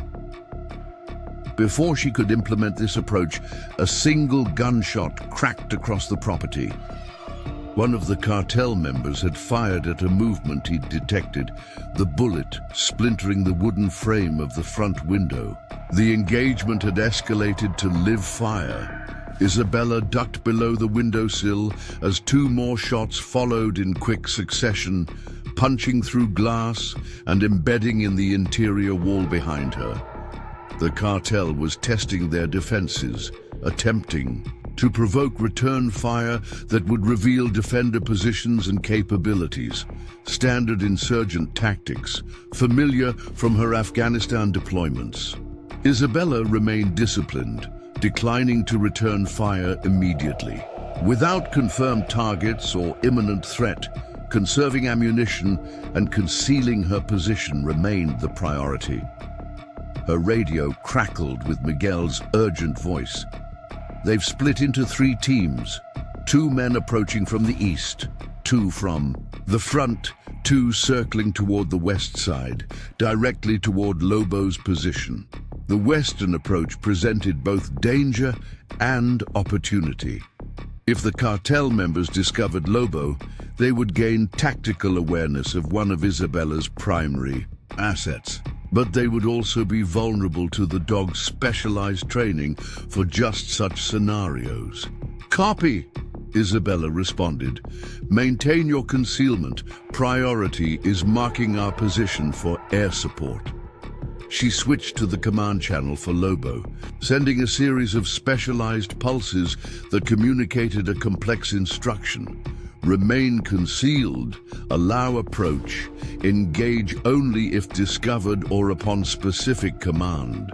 The tactical collar transmitted the distinctive pattern, and through the window, Isabella could see Lobo's nearly imperceptible adjustment in position, settling lower to the ground, becoming virtually invisible among the desert scrub vegetation. The cartel members continued their methodical approach, now firing sporadically at the house to suppress potential defenders while they advanced. Isabella tracked their movement through brief glimpses from different windows, building a mental map of their deployment. The leader remained centrally positioned, coordinating the 3 two-man teams with hand signals and occasional verbal commands. Border Patrol Air Unit 5 minutes out, came Captain Winter's text update. They report possible additional vehicles approaching your location from the south.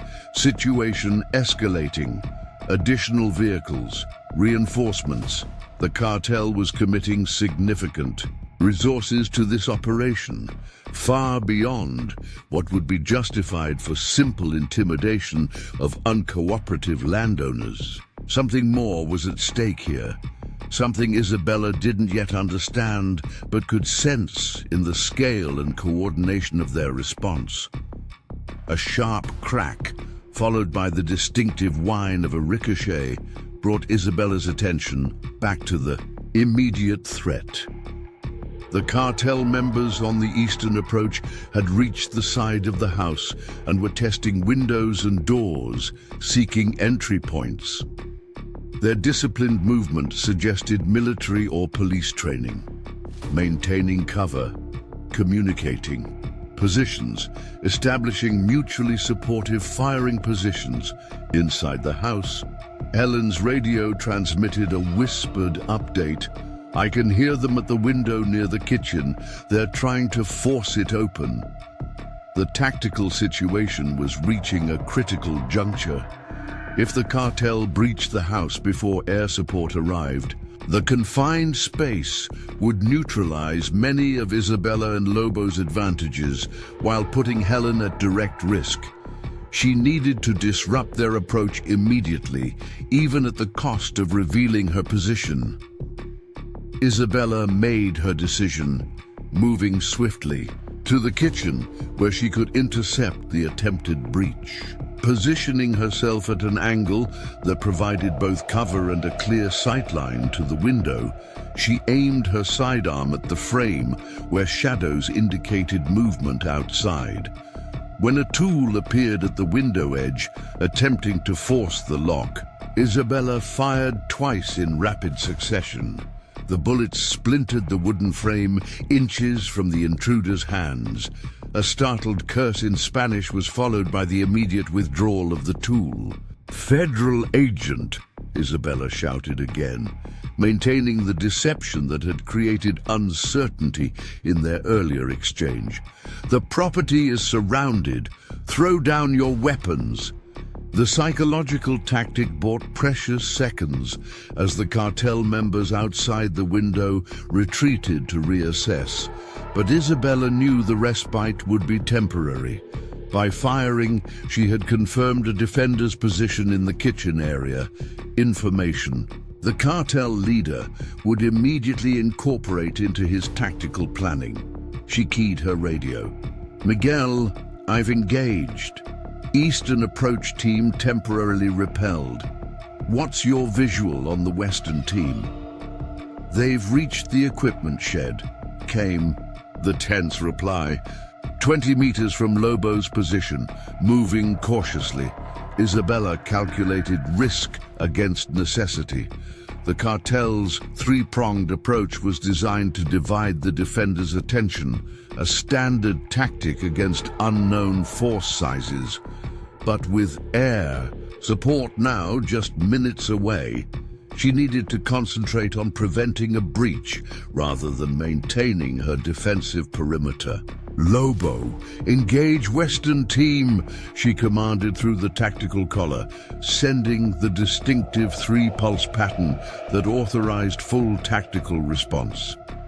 Through the kitchen window, Isabella caught the blur of motion as Lobo exploded from his concealed position. The Belgian Malinois covered the ground to the equipment shed with astonishing speed, targeting the trailing cartel member with the same precision he had demonstrated in countless operations in Afghanistan. The man's shout of alarm turned into a scream as Lobo executed a specialized takedown, targeting the vulnerable hamstring area with a bite designed to immobilize without causing life-threatening injury. His partner spun in alarm, raising his weapon toward Lobo. Isabella had anticipated this reaction. From the kitchen window, she fired a precisely aimed shot that struck the equipment shed's metal wall inches from the man's head. The impact and noise caused him to flinch and duck for cover, giving Lobo time to disengage from his first target and retreat to cover. In the space of seconds, the cartel's western approach had been neutralized, with one man injured and both now pinned down by the combined threat of Lobo's mobility and Isabella's covering fire. "Western team neutralized," Isabella reported to Miguel. Status of front approach? Holding position behind the landscape rocks, came the immediate response. They've realized something's wrong with their flanking teams. Leader is on radio, likely calling the reinforcements. The tactical situation had shifted dramatically. What had begun as a coordinated assault by superior numbers had fragmented into isolated pockets. 2 men pinned down to the west, 2 temporarily, repelled from the east, and 2, including the leader, maintaining position at the front. Isabella had effectively disrupted their operational cohesion without directly engaging in the potentially disastrous firefight they had intended to provoke. But the approaching reinforcements changed the calculus entirely. If additional cartel members arrived before air support, the temporary advantage would evaporate. As if in response to this thought, the distinctive thrum of helicopter rotors became audible in the distance. Isabella's phone vibrated with Captain Winter's update. Border Patrol Air Unit on final approach. Mark your position. Miguel, deploy flares now, Isabella commanded through the radio. The response came not in words, but in action. From the direction of the line shack, a brilliant red emergency flare arced into the sky, leaving a trail of crimson smoke that contrasted vividly with the blue desert sky. The universal signal of a ground position requesting air support. The effect on the cartel members was immediate and dramatic. The leader shouted commands in rapid Spanish, gesturing urgently toward the approaching helicopter now visible on the southwestern horizon. His men began a disorganized withdrawal, abandoning their carefully established positions in favor of rapid retreat. Isabella maintained her defensive posture, unwilling to expose herself unnecessarily, even as the tactical advantage shifted decisively in her favor. Through the window, she observed the cartel members who had been positioned at the front of the house sprinting back toward their vehicles. The eastern team emerged from cover, one man limping noticeably as they also moved toward the driveway. The western team is retreating too, Miguel reported through the radio. One man helping the other. Looks like Lobo did some damage. Isabella allowed herself a moment of grim satisfaction. The cartel had come with overwhelming force, expecting to find vulnerable ranchers. Instead, they had encountered tactical resistance that had disrupted their operation and forced their retreat in the face of approaching federal assets. Helen, stay in position until I confirm the property is clear, Isabella instructed through the radio. The elderly woman acknowledged with her typical pragmatic brevity. Outside, the cartel vehicle's engines roared to life. The Border Patrol helicopter was now clearly visible, approaching rapidly from the southwest, its distinctive white and green marking appearing as it closed the distance. The cartel vehicles accelerated down the driveway, abandoning any pretense of tactical withdrawal in favor of rapid escape. Isabella moved cautiously to the front of the house, maintaining cover as she observed their retreat. Through her window position, she could see the lead SUV reach the county road and turn south, directly toward the approaching reinforcements Isabella had been warned about. Her phone vibrated with an urgent message from Captain Winters. Be advised. Border Patrol ground units have established roadblock on County Road 22, 2 miles south of your position. Cartel vehicles will be intercepted. Maintain defensive posture. The tactical picture completed itself in Isabella's mind. The cartel vehicles fleeing south would encounter the roadblock, while the reinforcements approaching from that direction would find themselves caught between the Border Patrol ground units and the helicopter now circling overhead. A classic pincer movement executed with the precision that spoke of significant advance planning. Captain Winters had leveraged Isabella's warning to orchestrate a major interdiction operation. The cartel's aggressive move against the ranch had inadvertently sprung a trap that had likely been in preparation for weeks. Isabella allowed herself to exhale slowly, the combat tension beginning to ebb as the immediate threat receded.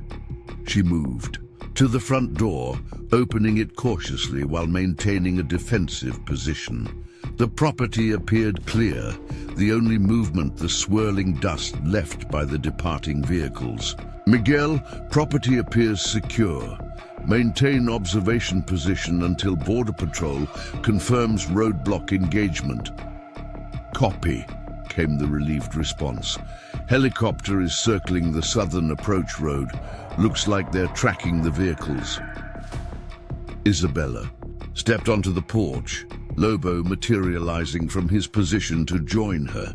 The Belgian Malinois moved with the same controlled alertness that had characterized their patrols together, understanding that the situation remained fluid despite the retreating threat. She knelt beside him, checking quickly for any injuries. Finding none, she allowed herself a moment of connection, resting her forehead briefly against his. "Good work, partner," she murmured. Lobo responded with the slight relaxation of his posture that indicated his understanding of a successful mission. The familiar thrum of the helicopter grew louder as it circled back toward the ranch, descending to approximately 200 feet above the property. Through the open side door, Isabella could see tactical officers in Border Patrol uniforms, their attention focused on the landscape surrounding the house. Her radio crackled with an unfamiliar voice. "Ranger Reyes, this is Border Patrol Air Unit 7. Captain Winters sends regards. Area appears secure from our position. Ground units report contact with cartel vehicles at the roadblock. Situation contained. We'll maintain overwatch until tactical team arrives." Isabella acknowledged the transmission, then contacted Helen to give the cautious all clear. The elderly woman emerged from the back bedroom, the shotgun still clutched in her weathered hands, her expression a mixture of relief and grim satisfaction. "Told you I wasn't sitting this one out," she remarked, setting the weapon carefully on the kitchen table. "Though I'll admit, I'm glad I didn't have to use this." Isabella smiled briefly, the expression feeling strange after the intense focus of combat. "Your intelligence about the property layout was invaluable. We couldn't have established such effective defensive positions without it." Helen waved away the compliment. "Just glad that fancy dog of yours lived up to his training. Never seen anything like it, not in all my years on the border." As they spoke, Miguel's truck appeared on the driveway, returning from the line shack. Now that the immediate threat had passed, Isabella stepped out to meet him, Lobo at her side, maintaining her tactical awareness despite the apparent resolution of the crisis. Miguel embraced her fiercely as soon as he exited the vehicle, the fear and tension of the past hours evident in his grip. "That was too close," he murmured against her hair. "But effective," she replied, allowing herself to lean into his strength for just a moment before stepping back into her role as the tactical leader of their impromptu defense force. Border Patrol has intercepted the cartel vehicles. Captain, Winter's team will be here within minutes. Miguel nodded, looking past her to where the helicopter continued its protective circle overhead. "This isn't over, is it?" he asked quietly. Isabella considered her response carefully. The immediate threat had been neutralized, but the underlying situation remained unresolved. The cartel's unusual focus on their property, the intelligence, They had gathered on her military background, the resources they had committed to this operation, all pointed to something larger than simple territorial expansion. "No," she acknowledged, "but we've changed the parameters. They know now that we're not easy targets, and more importantly, we have federal attention on the situation." Their conversation was interrupted by the distinctive sound of approaching vehicles. Not the hasty retreat of the cartel SUVs, but the measured arrival of official transportation. 4 unmarked SUVs appeared on the driveway, followed by 2 Border Patrol trucks with tactical markings. The lead vehicle stopped near the house, and a familiar figure emerged.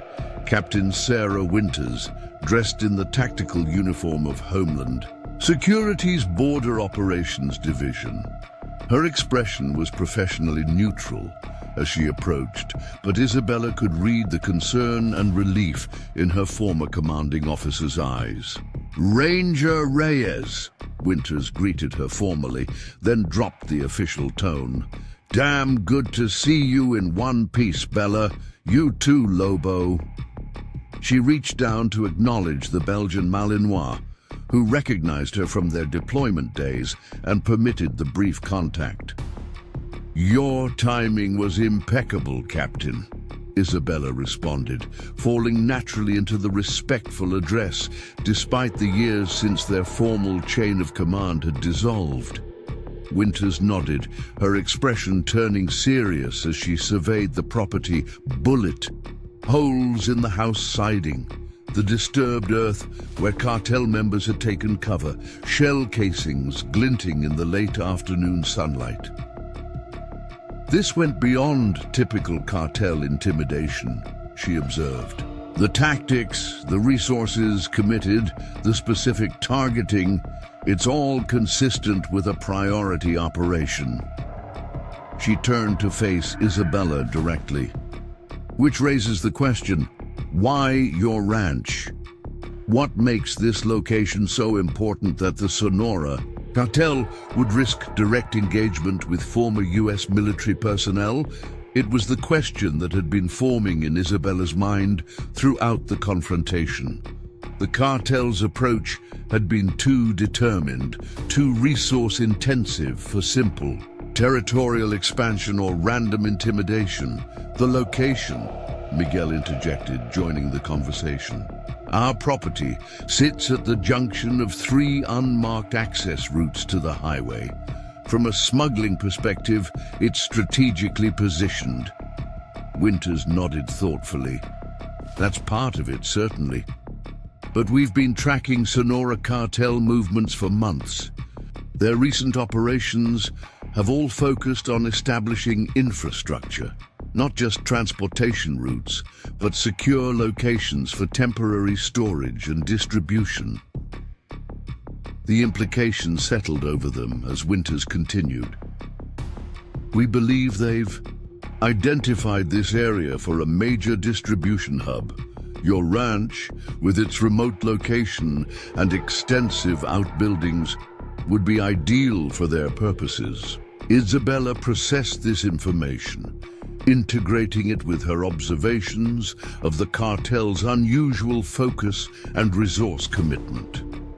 That explains the coordinated surveillance, the intelligence gathering on residents, the escalation after resistance. "Exactly," Winters confirmed. "This wasn't just about clearing obstacles, it was about securing a key component of their expanded operation, which is why your resistance triggered such a significant response." The tactical team from the other vehicles had deployed around the property, establishing a security perimeter while evidence technicians began documenting the scene. The Border Patrol helicopter maintained its overhead position, ensuring no approach could go undetected. "What happens now?" Miguel asked, watching the federal response with a mixture of relief and concern. Winters' expression was grimly determined. "Now we use this incident as the foundation for a major interdiction operation.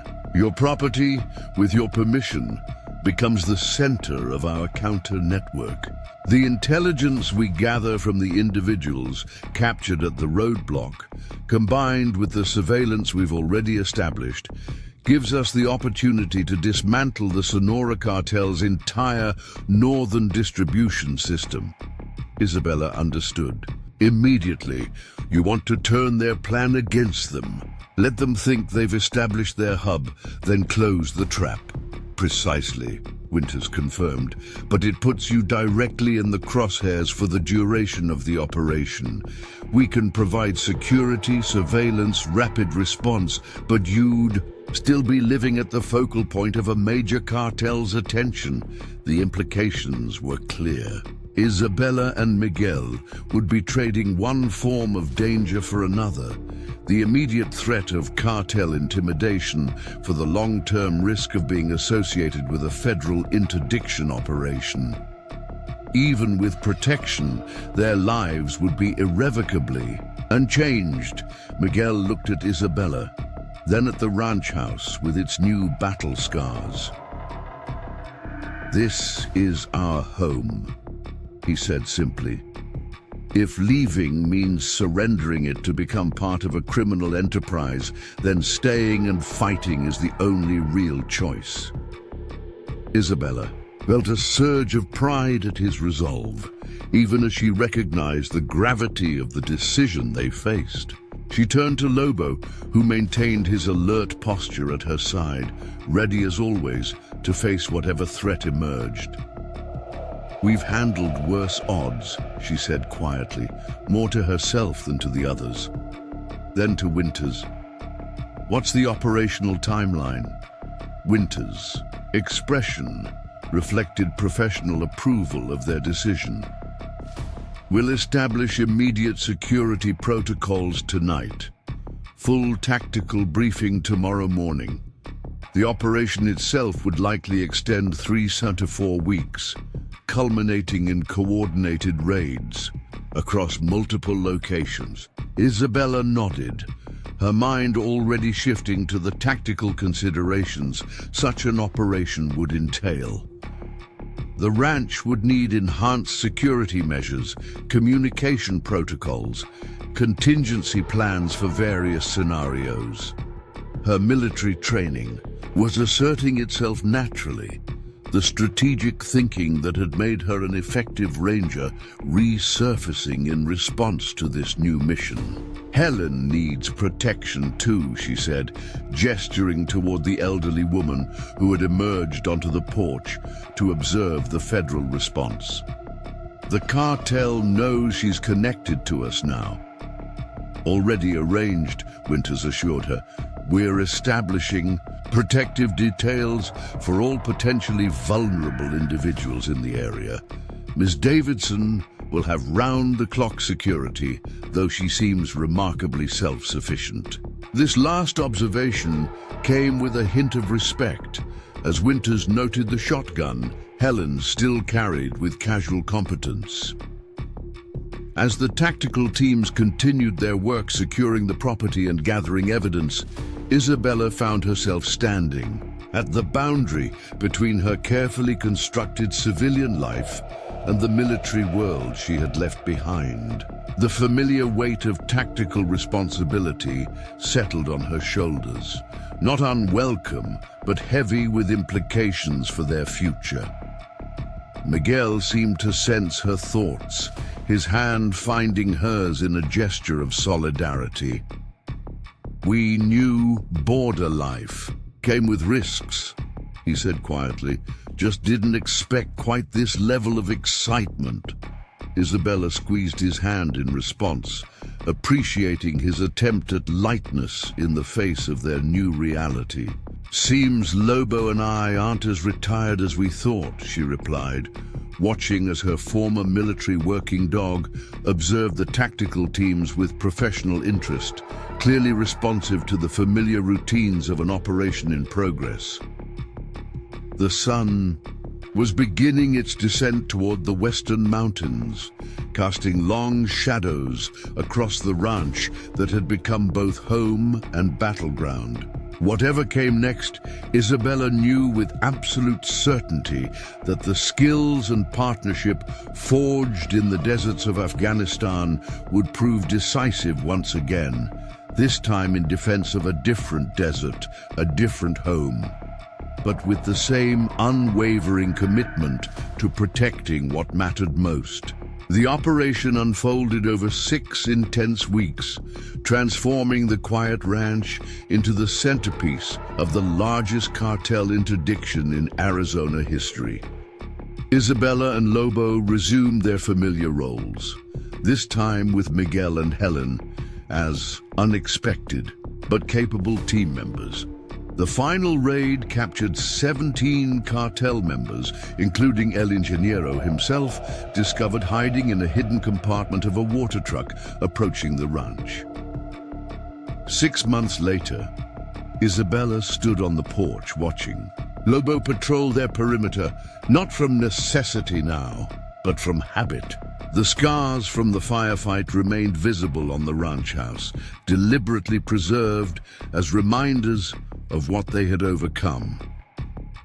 "Think they'll ever come back?" Miguel asked, joining her with steaming coffee mugs. "Not to this ranch," Isabella replied with quiet certainty.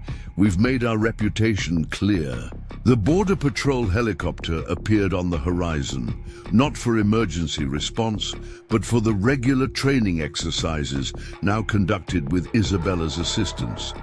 Captain Winters had offered her a consulting position, leveraging her unique experience to train tactical teams in rural response operations. Lobo, too, had found renewed purpose demonstrating canine tactical maneuvers for new canine units. "Once a ranger, always a ranger," Miguel observed, watching his wife track the helicopter's approach with professional assessment. Isabella smiled, acknowledging the truth in his words. The desert had brought her 2 battles, one in Afghanistan that had scarred her, and one in Arizona that had healed her. Both had revealed the same essential truth. Sometimes our greatest strengths emerge precisely when we appear most vulnerable. The Mexican cartel had attacked a simple farmer's wife, unaware they were awakening an elite K9 handler whose skills had merely been dormant, not forgotten. If this story of courage and unexpected strength resonated with you, make sure to subscribe to our channel. Next week, we'll bring you the remarkable journey of a small-town sheriff who uncovered a conspiracy that reached the highest levels of government. With nothing but determination and an old bloodhound by his side.